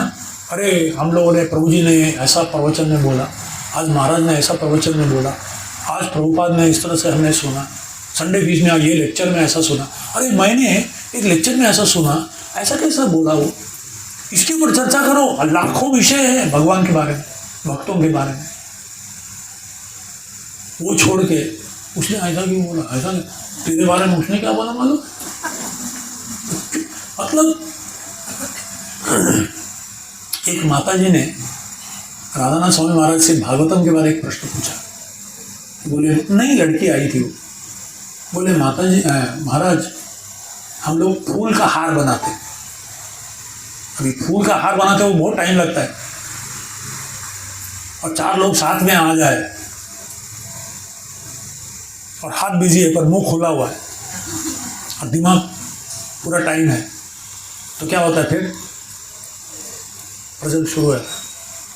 और उसके बारे में इसके बारे में प्रज्वल तो छोड़ो, अपराध तो बोली कभी कभी मैं उसके बारे में सब सुनते रहती हूँ। इसीलिए हमने नियम बनाया था कि फूल वाले सेवा करते हैं या कुकिंग का सेवा करते हैं ना, या कुछ भी सेवा, या डीटीज का जब सेवा करते हैं, तो बोले हमेशा प्रभुपाद का लेक्चर या कीर्तन चालू रखो, गाते रहो उसके साथ, बस या सुनते रहो या खुद भी गाते रहो, कीर्तन रखे उस समय शुद्ध मन के साथ। क्योंकि जो का वो सेवा हो रहा है उसमें भी वो दूषित हो जाता है। मन अगर दूषित है तो उसका गंध उसमें भी जाता है, भगवान स्वीकार नहीं करें। हमने एक नियम बनाया। फिर भी वो माता जी ने पूछा, हमने सुना ऐसे ऐसे बातचीत करते रहते हो, मैं क्या करूं, सेवा भी छोड़ नहीं सकती पर वो अपराध हो रहा है, आप बोलते हो सुनना नहीं चाहिए, कान बंद करके भाग जाना चाहिए, क्या करें। तो महाराज ने बोला एक काम करो, उससे हाथ जोड़ के प्रार्थना करो कि तुम यहां से चौपाटी जाओ, क्योंकि हमारे घर के पास, हमारा मंदिर के पास ही चौपाटी। बोले जो मल विसर्जन करता है ना, वो बोले जाके वहां करके आओ। बोले अगर तुम भक्त के बारे में फालतू में कुछ ऐसे बातें कर रहे हो जो तुम्हारे आंखों में, दूसरे के आंखों में उस भक्त को नीचे गिराने वाला है, तो तुम अपने मुंह से मल विसर्जन कर रहे हो। अब सोचो, कल सुबह जाके जब मल विसर्जन करते हो तो देखो आप कितना मल विसर्जन किया, वो कैसा है, और सोचो ये नीचे से नहीं मुंह से निकले। बोले यही तुम कर रहे हो, तुम भक्तों की जब निंदा करते हो। और ऐसे व्यक्ति भगवान के सामने जाएगा तो लगता है भगवान बड़े प्रेम से तुम्हें साधक प्रेम करेंगे और तुम्हारी सेवा को स्वीकार करेंगे। तो तुम समझो क्या कर रहे हो, तो विष खा रहे हो। अमोघ नाम का एक सार्वभौम भट्टाचार्य का दामाद यार, वो ऐसा निंदा करता था, महाप्रभु को भी छोड़ा नहीं, उनकी भी निंदा की, इतना सन्यासी इतना खाता है। और बाद में उसको ऐसा बीमारी हो गया, मर रहा था, तो सार्वभौम भट्टाचार्य महाप्रभु को पता लगा, तो महाप्रभु आए और उसकी छाती पे हाथ रखे, और जैसे ठीक हो गया वो, एक्चुअली जैसे छाती पे महाप्रभु हाथ रखे तो ठीक हो गया। ठीक होने के बाद उसने कहा, महाप्रभु ने कहा, तो इतना उच्च कोटि के ब्राह्मण का इसमें जन्म लिया है तू, और तू ऐसा क्यों निंदा करता है भक्तों की। तो हर बार जो निंदा कर रहा है ना, तेरे मुंह से विष, तू विष पी रहा है। तो फिर वो भीख मांगा, हो क्षमा मांगा। महाप्रभु ने कहा जो विष पीता है ना, वो विष से उसको दूर करना है ना, तो तेरे को अमृत पीना है। तो जिस मुंह से तूने विष पिया था, भक्तों की निंदा किया था, उसी मुंह से आप हरि नाम लो और भक्तों का गुणगान करो, भगवान का नाम लो, भगवान का गुण रूप लीला और भक्तों का गुणगान करो। वो अमृत है, वो अमृत पीने से विष को नष्ट कर देगा। तो प्रजल्प जो है उससे बचना, सरलता, संग और ब्रह्मचर्य का पालन। 2 प्रकार के ब्रह्मचारी होते हैं, एक नैष्ठिक ब्रह्मचारी और दूसरा है गृहस्थ ब्रह्मचारी। गृहस्थ ब्रह्मचारी मतलब क्या, कि हर एक व्यक्ति को अपने प्रभु और मैं उनका दास, मैं भोक्ता नहीं हूँ, मैं सेवक हूँ, और मेरे घर के सारे सदस्य, पत्नी हो, पति हो, बच्चे हो, ये लोग सब मेरे प्रभु हैं, मैं उनका दास हूँ, मैं इनकी सेवा कर रहा हूँ। भगवान यहाँ के मालिक हैं और आप परिवार के जो सदस्य हैं, हम एक दूसरे के सेवक हैं, उनको हम प्रेरित करेंगे भगवान की सेवा करने। ये भावना रहे घर के हर एक गृहस्थ के, हर व्यक्ति के, तो वो ब्रह्मचर्य का पालन कर रहे। ब्रह्मचर्य का मतलब क्या? मैं सेवक हूं, सब मेरे प्रभु हैं। और ब्रह्मचर्य का रिवर्स क्या है? भोक्ता। मैं भोक्ता हूं। तो सूक्ष्म रूप से ब्रह्मचर्य का पालन तब होता है जब हम घर के हर एक सदस्य को अपने प्रभु और मैं उनका दास, दासत्व भाव अगर आ गया तो मन भी शुद्ध रहता है, ब्रह्मचर्य का भाव रहता है। और क्षमा, छोटी छोटी चीज को पकड़ के रख लेना, उसने ऐसा क्यों बोला, उसको मैं छोड़ूंगा नहीं।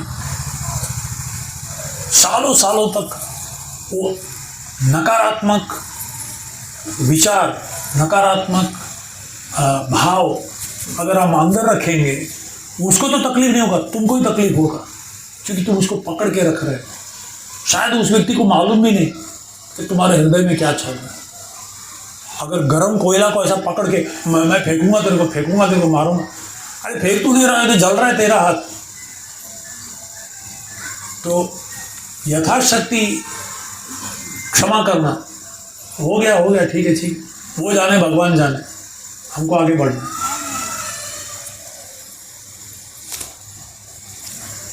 और सेवा भाव जैसे मैंने बताया सबके प्रति, और भय भी एक ऐसा भावना है जो बहुत नकारात्मक है। कभी कभी बहुत लोगों के हृदय में अननेसेसरी भय रहता है। अगर ऐसा हो गया तो, कल ऐसा हो गया तो, कल ऐसा हो गया तो मेरा क्या होगा। जरूरत से ज़्यादा भय होना का मतलब है भगवान के ऊपर हमारा विश्वास नहीं। भज उरे मन श्री नंद नंदन अभय चरणारविंद। भगवान है ना, भगवान के ऊपर हाँ, हम जो करना है वो सब करेंगे, पर उसके ऊपर थोड़ा भय है तो देखा जब आएगा तो देखा जाएगा, भगवान कुछ तो करेंगे। यानी भगवान के ऊपर विश्वास नहीं है या भगवान के ऊपर निर्भर नहीं है। पर अगर निर्भर है, ठीक है, हम अपने लिए जो करना है वो सब करेंगे, उसके ऊपर do your best and then leave the rest. अपना पहले कर लो जो करना है, उसके बाद छोड़ दो भगवान के ऊपर। तो अगर ये चीजें करेंगे तो अनुकूल जीवन शैली में भी हरा नहीं। तो स्थिरता कब आएगा? जब अनुकूल जीवन शैली होगी।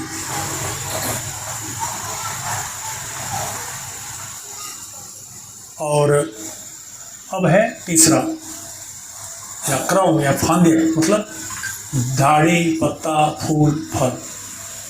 और ये है योगदान, हमारा योगदान।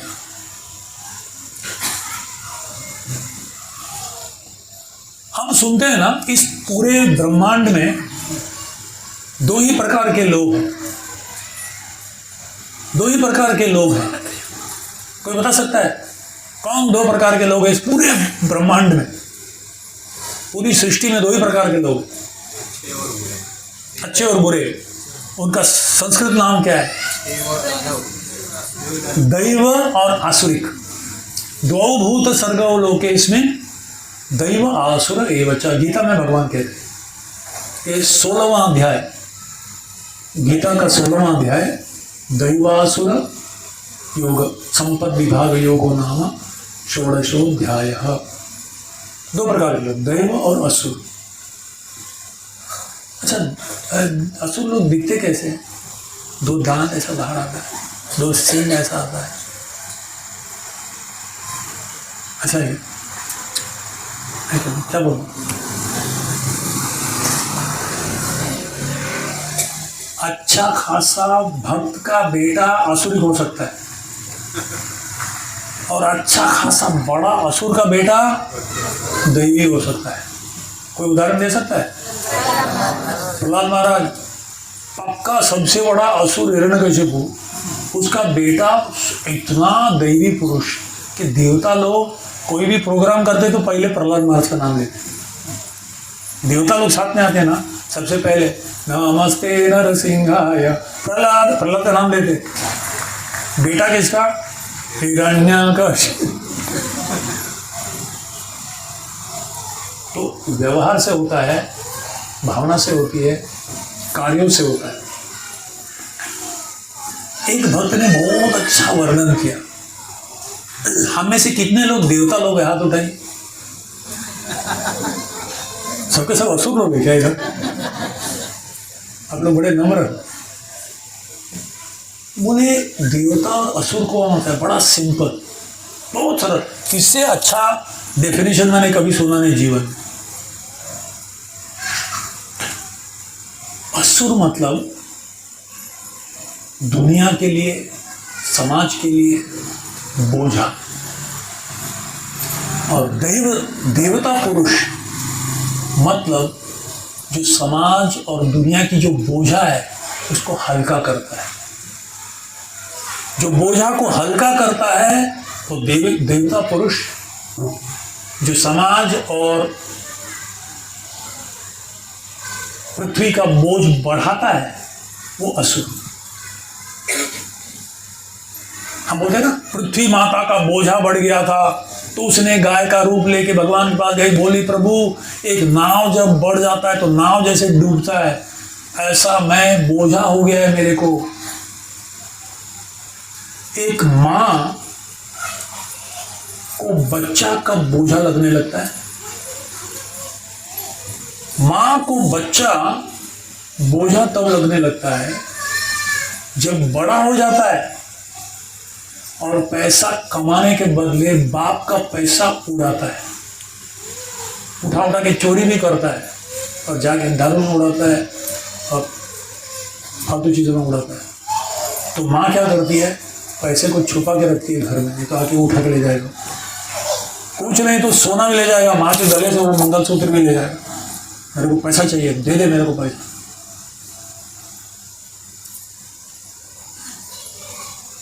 और देवता पुरुष कौन है?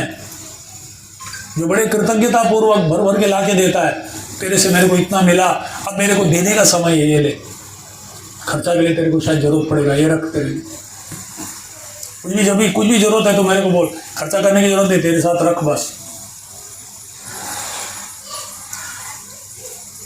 जब व्यक्ति समाज से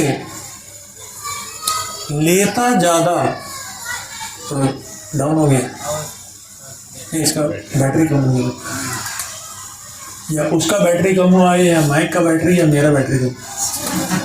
मेरा तो नहीं हुआ है।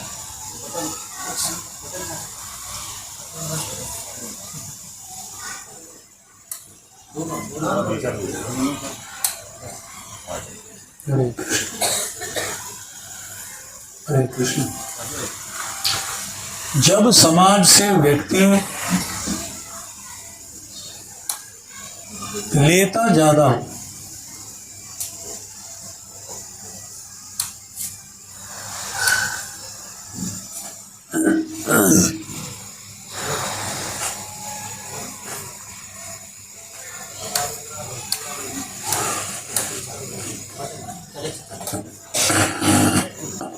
हरे कृष्ण, लेता ज्यादा और देता कम है तो वो बोझा बनता है। जब समाज से लेता कम और देता ज्यादा,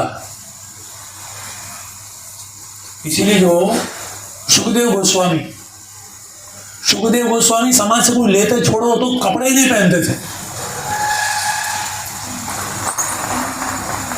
कर तल भिक्षा तरु तल वास, उनके पास ऐसा बर्तन वर्तन में नहीं था। कर तल भिक्षा, किसी के पास जाते थे, दूध दो रहे हैं तो बस थोड़ा एक गिलास दूध पिया, एक गिलास भी नहीं, एक हथेली में। कर तल भिक्षा तरु तल वास। तो समाज से लेने का ही नहीं, एब्सोल्युटली कुछ नहीं, बस पेड़ से कुछ मिला खा लिया। और देना क्या है? सब जगह जाके भगवान की भक्ति देना।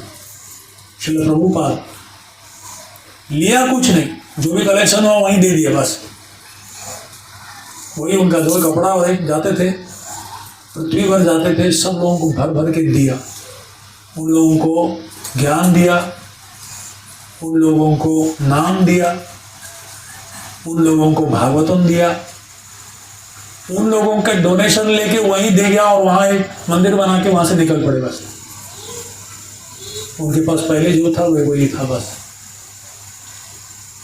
लेते हैं कुछ नहीं थे, सबको दे रहे थे बस। ये दैवी पुरुष है। तो देना सीखना चाहिए। जितना आदमी स्वार्थी बन जाता है ना, इसीलिए भगवान भी कहते हैं एतावत् जन्म साफल्यम देहिनाम इह देहिषु प्राणैर अर्थैर धिया वाचा श्रेय आचरणम सदा। श्रेय आचरण, हाँ, जन्म सार्थक करी करो पर उपकार, भारत भूमि ते मनुष्य जन्म हो जा।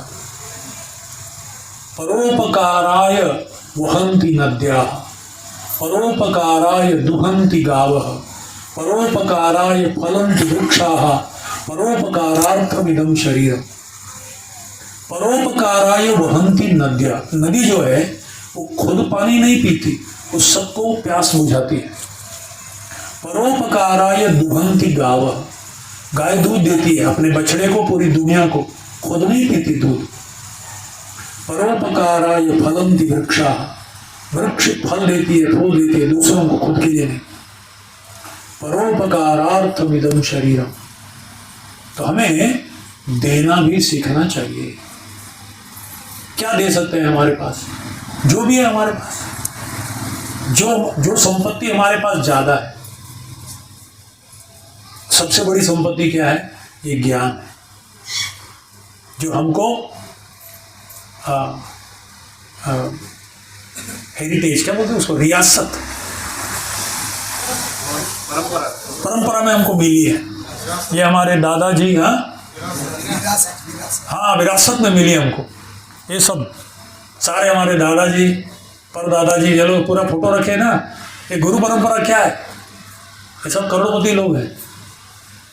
प्रेम महाधन, सबसे बड़ा कृष्ण प्रेम, सबसे बड़ा धन लेके आए, और वो हम उनके बच्चे हैं।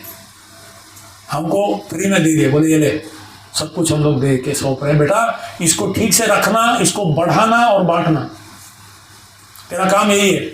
इसको बनाए रखना, इसको बढ़ाना और इसको बांटना। क्योंकि ये धन जो है, जितना बांटोगे उतना बढ़ेगा, जितना रखोगे उतना सड़ेगा। तो बांटते रहो, जितना बांटोगे उतना बढ़ेगा, और जितना बांटेंगे उतना हम प्रिय हो जाएंगे। यो मद भक्त समे प्रिय, य इदम परमं गुह्यम मद भक्तेषु विधास्यति, भक्ति मयि पराम कृत्वा। जो मेरे भक्तों में बांटता है, न च तस्मात् मनुष्येषु कश्चित् मे प्रिय कृतम्, उससे बढ़कर प्रिय नहीं। हमारो विष्णुपादाय कृष्ण प्रेष्ठाय भूतले। क्यों? क्योंकि इन्होंने बांटा। भगवान भी बोलते, मैं इतना आम लाया हूँ, हाँ, रत्नागिरी, चिपलून, हापुस आम यहाँ फेमस है ना। समझ लीजिए एक आदमी है, बूढ़ा आदमी, 70 साल का, और उसके पास 70 एकड़ जमीन है, और उसमें 7 लाख आम के पेड़ है। 7 लाख नहीं, थोड़ा 70,000 पेड़, और हर एक पेड़ में भर भर के आम। अरे कितना खाएगा वो? बोलेगा यार कोई तो आओ ले जाओ, और ये काम करो, मेरे पास भर भर के आम है, कोई तो बांटो, कोई मेरे को थोड़ा सहायता करो, ये लेके ना खुद खाओ, जितना खाए दबा के खाओ, तुम लोग पूरा दबा के खाओ। जब पेट भर गया यहाँ तक, बाद में ना एक काम करना, बांट देना चालू, जो भी मिलेगा फ्री में बांटो। कोई महाप्रभु बोल रहे, मैं नहीं बोल रहा, महाप्रभु बोल रहे मैं गोलोकेर प्रेम धन हरिनाम संकीर्तन में लेके आया हूं। एक काम करो, पहले तुम लोग खाओ, पहले पेट भर के खाओ, और खाने के बाद ना भर भर के पड़ा हुआ है इसको यार 4 लोगों को बांटो। वो भी भारत भूमि में जो मनुष्य जन्म लिया है, जन्म सार्थक करी, खा के डकार मारो पहले, नहीं तो लगेगा अरे उसने खा लिया, मेरे को थोड़ा पहले रखता हूँ मेरे। अरे तू खाओ, दबा के खाओ, भर पेट खाओ, डकार मारो पहले। आता काय करायचा, आता बांटा, फिर बांटो, चलेगा। जन्म सार्थक करी, करो परोपकार। तो बांटना भी जरूरी है, अगर नहीं बांटेंगे तो हम लोग बड़े स्वार्थी बन जाएंगे। जिस वैष्णव जन तो तेरे कहिए जे पीढ़ पर आए जाने। वैष्णव वही है जिसके पास है खजाना, और दूसरों को जिसके पास नहीं है ना, उसको देख के उसको बुरा लगता है, यार बेचारा, उसको भी देना चाहिए, उसको तक पहुंचना चाहिए। वो भी ये सुनेगा, वो भी ये प्रसाद खाएगा, वो भी ये पुस्तक पढ़ेगा, वो भी ये कीर्तन करेगा, वो भी इसमें भाग लेगा। कितना मजा आ रहा है। हम लोग इतना लूट रहे हैं, थोड़ा बांटेंगे भी, चलो पहले लूटो बाद में बांटो, तब हम लोग ये योगदान कर रहे हैं। तो इसके लिए क्या करना है हमको, सरल सी बात है बस। इसके लिए हमको नंबर 1, अच्छा हमारा योगदान, ये पेड़ का ऊपर का हिस्सा, आपने देखा है आम का वृक्ष कितना बड़ा होता है, बड़ा होता है ना, कम से कम उसमें 50 लोग उस आम पेड़ के नीचे बैठ सकते हैं। नारियल का पेड़ कितना होता है, ऊपर होता है ऐसा, वो नया ब्रह्मचारी का शिखा जैसा होता है ना, पता चलता है नया ब्रह्मचारी बना है। तो ऐसे थोड़ा सा बस ऊपर से होता है बस, और उसकी परछाई में कोई बैठ भी नहीं सकता, 1-2 व्यक्ति बैठ सकते हैं बस, पर चलेगा। दोनों पेड़ अपनी यथाशक्ति, जब प्रभु रामचंद्र जी, अभी राम का पूरा वातावरण है, जय श्री राम, हाँ रामचंद्र यहाँ भी हैं, तो रामचंद्र के बारे में थोड़ा बोलना ही तो पड़ेगा कम से कम, अयोध्या का भाव थोड़ा हमको भी आना है।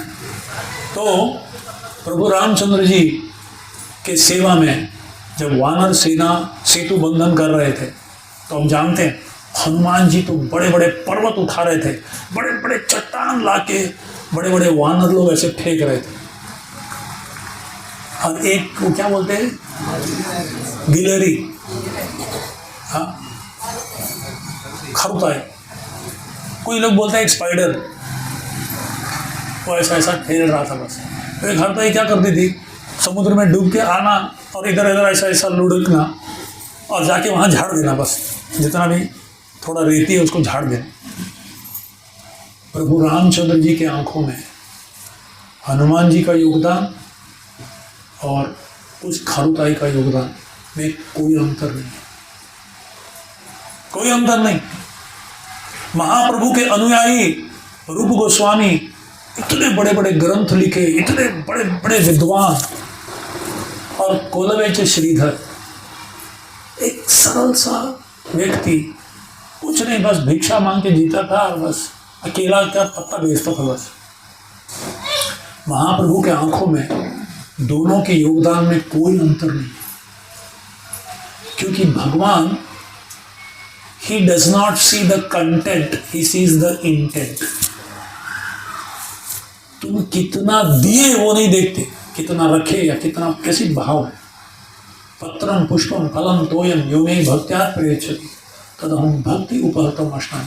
अगर भक्ति भाव से यथाशक्ति तुम अपने तरीके से दे रहे हो, वो भगवान को प्रिय है।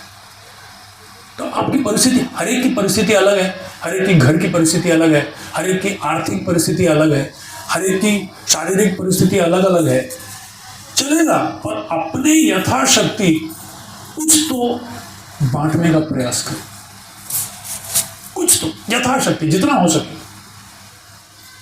अभी पुस्तक वितरण होता है तो कुछ लोग तो पूरा ड्राइविंग करके जाते हैं, भर भर के खड़े होके घर घर जाते हैं, या जो लोग से चिल्ला चिल्ला के स्टेशन में खड़े होके बांटते। कुछ लोगों की परिस्थिति ऐसा नहीं होती। तो हमारे प्रोग्राम में मैंने देखा है बम्बई में, जिनके घर के सामने वो लोग खड़े हो रहे हैं तो वो माता जी बोली कि भाई एक काम करते हैं, बेचारे लोग सुबह से शाम तक ये लोग चिल्ला रहे हैं, पुस्तक बांट रहे हैं, इनका प्रसाद मैं भेजेंगे। और वो प्रसाद बना बना के एकदम टाइम पे ला के देती थी भक्तों को। किसी का घर उधर था, बोला एक काम करो, तुम लोग फिर से मंदिर ले जाना, टेबल वहाँ रखना, पुस्तक रखना, फिर सुबह यहाँ लाना। एक काम करो, हमारे घर में यहाँ रख दो, सामने हमारे घर के कमरे में रख दो, बस हम लोग एडजस्ट कर लेंगे, 1 महीना तक चलेगा, इधर ही रख दो। कृष्ण के आंखों में, महाप्रभु के आंखों में हर एक का योगदान उतना ही विशाल है, क्योंकि अपने हृदय से, अपनी शक्ति के अनुसार हर एक ने अपना योगदान किया। सौभाग्यवश भगवान अपना हृदय देखते हैं, न कि कितना बड़ा किया तुमने, बड़ा चट्टान का पर्वत को फेंका या 4 दाने को तुमने, बालू के दाने को डाला, तो तुम्हारे भाव क्या है। तो ये बड़ा महत्वपूर्ण है। और अगर दीर्घ काल तक आजीवन हमको देते रहना है तो हमको ये दोनों अगर सही रहेगा तो वो सेवा जिंदगी भर तक चलता रहेगा। नहीं तो फिर हम लोग दिवाली का रॉकेट, बस 4 दिन बांटेंगे और 4 दिन गायब, या हमेशा के लिए गायब, वैसा नहीं होगा। तो वहाँ है योगदान में हो गया, यहाँ क्या कहेंगे, यहाँ हो गया साधना, ये हो गया जीवन शैली, और वहाँ क्या है, प्रचार कार्य, प्रचार का कार्य। तो ये अगर आप याद रखोगे। अच्छा, और एक रूप में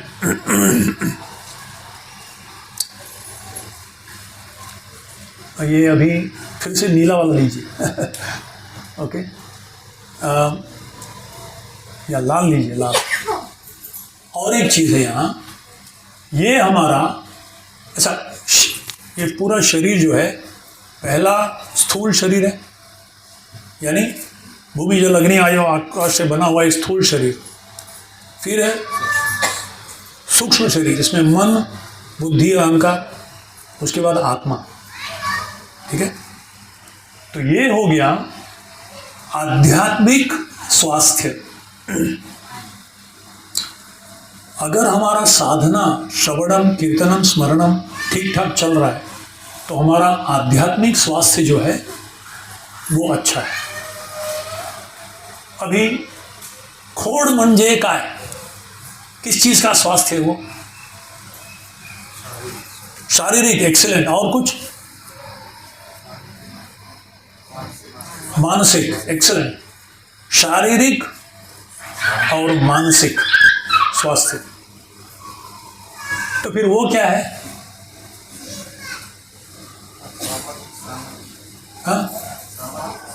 एक्सीलेंट, थैंक यू। सामाजिक स्वास्थ्य, सोशल वेलबींग। बोझा नहीं बन रहा है, बल्कि एक योगदान, देवी पुरुष। तो हमारा स्वास्थ्य पूरा है, ठीक है, जब वहाँ लिखिए सामाजिक। आध्यात्मिक रूप से अगर साधना ठीक है तो हमारा आध्यात्मिक स्वास्थ्य ठीक है, और अगर शारीरिक और मानसिक ठीक रहेगा, जब हम शरीर की भी ज़रूरत से ज़्यादा नहीं, ज़रूरत से कम नहीं, खाने में, विश्राम करने में, और कसरत जो भी है, कसरत जो भी ज़रूरत है, योग जो भी है, शरीर को ठीक रखने में, और मानसिक रूप से अति चीज़ न करते हुए स्थिरता से बने रहेंगे, और सामाजिक रूप से जितना हमने लिया है उससे ज़्यादा देने का प्रयास करेंगे यथाशक्ति, तो फिर वो स्वास्थ्य भी अच्छा हो जाएगा। और लास्ट में महाप्रभु ने हमें 3 चीज़ बताया है। कोई बता सकता है 3 प्रमुख चीज़ महाप्रभु का योगदान, उनका जो आंदोलन है उसमें 3 चीज़ हमें करना चाहिए। जीवे दया, नामे रुचि, वैष्णव सेवा। अब ये बताइए, ये तीनों में कुछ फिट बैठता है क्या किसमें?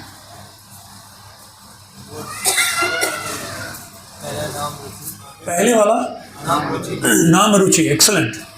नाम के प्रति जो अभिनय है भगवान के साथ, तो ये हो गया नाम रुचि। फिर ये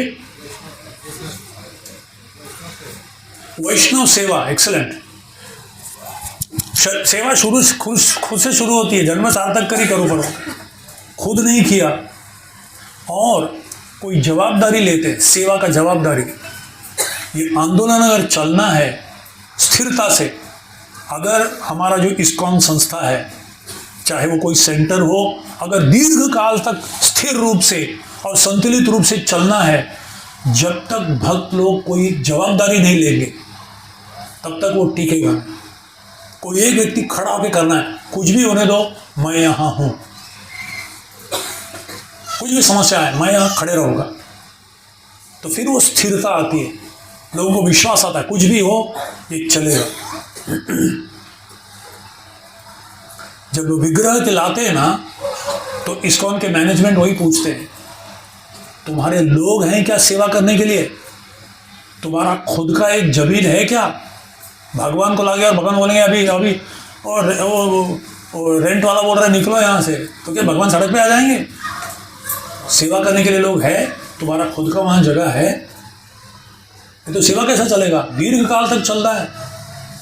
आप कोई भी पुराना मंदिर देखिए भगवान का, तिरुपति का मंदिर हो गया, पंढरपुर का मंदिर हो गया, कब से चल रहा है? 5000 साल से। क्यों?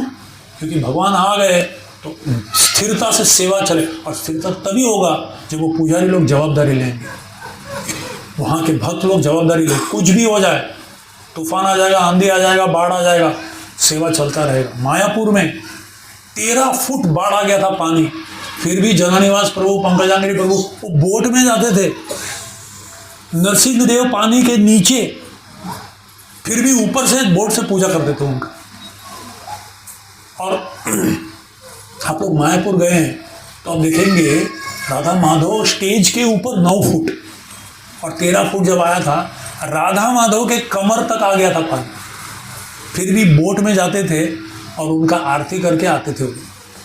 रुका नहीं, वो एक दिन भी रुका नहीं सेवा, है ना? कुछ भी हो जाए, कोरोना हो जाए, कोई तो खाना खिलाना चाहिए ना अपने को, परिवार के लोगों को। हम बोले नहीं भाई अभी कोरोना में लॉकडाउन हो गया है, 3 साल छुट्टी, बस खाना पीना नहीं, सांस लेते रहो बस। नहीं, खाना तो इंतजाम का जवाबदारी है ना, घर में घर का जवाबदारी लिया है तो पत्नी को, बच्चों को, सबको खाना मिलना चाहिए। घर में माता पिता सबको बूढ़े हो गए तो खिलाना चाहिए कोई तो, कैसा जवाबदारी लेते। ऐसे अगर ये बड़ा परिवार है हमारा इस्कॉन का, तो उसमें एक जवाबदारी लेना चाहिए। वैष्णव सेवा, वैष्णव सेवा मतलब एक तो अपने परिवार ही वैष्णव है, उनकी सेवा, और ये विस्तारित परिवार, अंतर्राष्ट्रीय कृष्ण भावनामृत संघ, ये हमारा परिवार है। तो इतना बड़ा परिवार शुरू किया है तो उसका देखभाल करना, बच्चा पैदा किया है तो बड़ा करना भी हमारा जवाबदारी है। नहीं तो पैदा मत करो किया है तो उसका देखभाल करना अंतिम सांस तक। तो ये वैष्णव सेवा, ये स्थिरता है। और फिर हम संतुष्ट नहीं है कि इतने परिवार, हमको तो चाहिए तो और 50 लोग आए और 1000 लोग आए।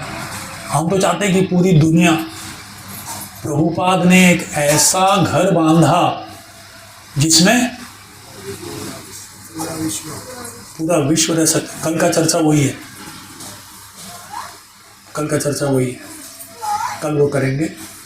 पर प्रचार का कार्य तो may be you can write with नामे रुचि, वैष्णव सेवा, जीवदया। तो इस तरह से हम देखते हैं कि अगर हम इसकी महिमा को जानते, क्या मतलब कितने हम सौभाग्यशाली हैं कि प्रभुपाद ने और उनके अनुयायियों ने अपना जीवन को त्याग कर, अपने मतलब सारे सुखों को त्याग कर पूरे जीवन में, पूरे विश्व में बांटने के लिए गए और हमको यहाँ तक मिला है, घर बैठे ही मिला है। चिपलून में बैठे बैठे घर में आके लोगों ने हमको जैसा जबरदस्ती, हमको जाने की नहीं पड़ी, खुद ही हमारे घर तक आके किसी ने अगर बांटा है, तो हम अगर ऋणी हैं तो इसको केवल जय शिला प्रभुपाद बोलने से नहीं चलेगा। उन्होंने जो मूल्यवान उपहार दिया है, उस उपहार को बनाए रखना, उसको खोना नहीं, लापरवाही से खोना नहीं चाहिए और इसको बढ़ाना चाहिए। इन्वेस्ट करके बढ़ाओ। 10 रुपया दिया है ना, तो उसको 100 करो और 100 करने के बाद ज़्यादा से ज़्यादा लोगों को बांटो। तो एक खुद इसको लेना, उसको स्वीकार करना, उसका आस्वादन करना, उसको अपने जीवन में उतारना, समझना, समझने के बाद उसको बढ़ाना,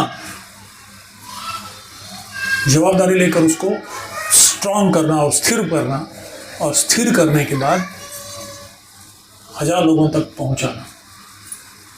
जीव दया, वैष्णव सेवा, नामे रुचि, वैष्णव सेवा और जीव दया। अगर ये तीनों चल रहा है हमारे जीवन में, केवल एक चल रहा है, 2 नहीं चल रहा, या 2 चल रहा है, 3 नहीं चल रहा है, इसका मतलब कुछ गड़बड़ी है। यहां आप में से कितने लोग कुएं से पानी लेते हैं घर में? हाथ उठाइए। अच्छा, एक ही घर बस? नहीं, बोर से। हाँ, वो भी बोर। देखो अभी जमाना बदल ही है। तो हमारे नानी के घर में कुएं से पानी आता था। वो इसका टैप को हाथ नहीं लगाती थी, छी बोलते हो, एक कलयुग का है, दूषित है। उसमें वो ये भी लगता था ना, वो वॉशर, तो छी वो सब में। वो कुएं से खोद एकदम फर्स्ट क्लास सिल्वर का उसके पास ये था, और निकालती थी खाना बनाने का, स्नान का, वो सब वहीं से। तो मैं देखता था भक्त का हृदय ना एक कुआं जैसा है। क्यों कुआं जैसा है? कुएं में पानी होता है ना। समझ लीजिए किसी के घर में टैप नहीं है, क्या बोलते हैं, नल नहीं, सब लोग कुएं से लेते। समझ लीजिए एक गांव है, एक गांव में केवल सब लोग, हर घर से अपना अपना कुआं है और आसपास में कुएं से लेते। और समझ लीजिए आपके गांव में जितना सारा कुआं है सब सूख गया, केवल आपके घर के कुएं में भर भर के पानी। आप क्या करोगे? बांटेंगे? पूरा ताला लगा के सील कर देंगे, बोल रहे खत्म हो जाएगा यार, सबको बांटेगा तो हमारे पास बचेगा क्या? ऊपर लिख देंगे कोई नहीं पीना, बगल में कुत्ता रखा है, बिवेयर ऑफ डॉग। और एक वैष्णव बोले यार बेचारे यार, सबका गांव सबका कुआं सूख गया है, अब मेरे कुएं में भर भर के पानी है, एक काम करो, दरवाजा खोल दिया, आ जाओ ले जाओ।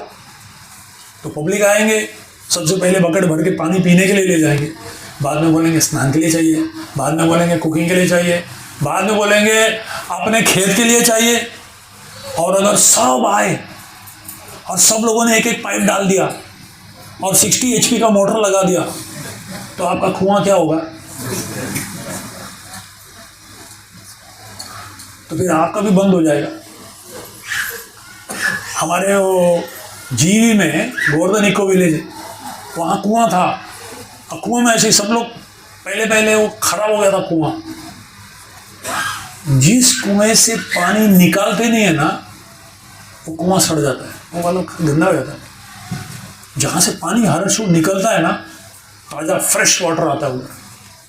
तो जब से हमने शुरू किया, पानी को क्लीन किया हम लोगों ने, फिर नया पानी आया, बांटना शुरू किया गांव में, आकर फर्स्ट क्लास अमृत जैसा पानी निकलने लगे। पर देते रहेंगे तो सूखने की संभावना है। तो हमने क्या किया था, दिन भर बांटना और रात भर भरने का टाइम देना चाहिए उसको। तो बांटने का मतलब जीव दया, पर बांटने के लिए हमारे पास होना चाहिए। सुबह हम अपने हृदय में भरते, शाम को जाके बांटते, अगर भरेगा नहीं तो खाली हो जाएगा। और जब हम हरि नाम लेते हैं तो वो कुआं का ग्राउंड वाटर होना चाहिए। कभी कभी बोर मारते हैं ना, 300 फुट मारो तो भी पानी नहीं आता, कई जगह 10 फुट 15 फुट में मारो तो पानी आता है। क्यों? क्योंकि बड़ा जलाशय नीचे होना चाहिए, ग्राउंड वाटर होना चाहिए। तो हरि नाम या प्रभुपाद जैसे महान वैष्णव, प्राप्त से कल्याण गुण अर्णव, समुद्र जैसे व्यक्ति, कृष्ण है, उनका नाम है, भागवत है, भगवान से अभिन्न है, प्रभुपाद, व्यक्ति भागवत, पुस्तक भागवत, उनके संपर्क में आते हैं तो हमारा हृदय भरता है। भरने के बाद रखना चाहिए और बाकी बांटना चाहिए। तो 3 चीज होना चाहिए, इनपुट, मेंटेनेंस, आउटपुट। भरता भी रहना चाहिए, टिके भी रहना चाहिए पानी, और देते भी रहना चाहिए। तीनों अगर ठीक ठाक चल रहा है तो हमारा स्वास्थ्य जो है वो अच्छा है, फिर हम स्थिर रहेंगे, फिर हमारा जीवन संतुलित रहेगा और ध्रुव तारा के समान पूरी जीवन भर तो भक्ति हम करेंगे ही, पर लोगों को भी एक आदर्श रूप में यथाशक्ति बांटने का प्रयास करेंगे।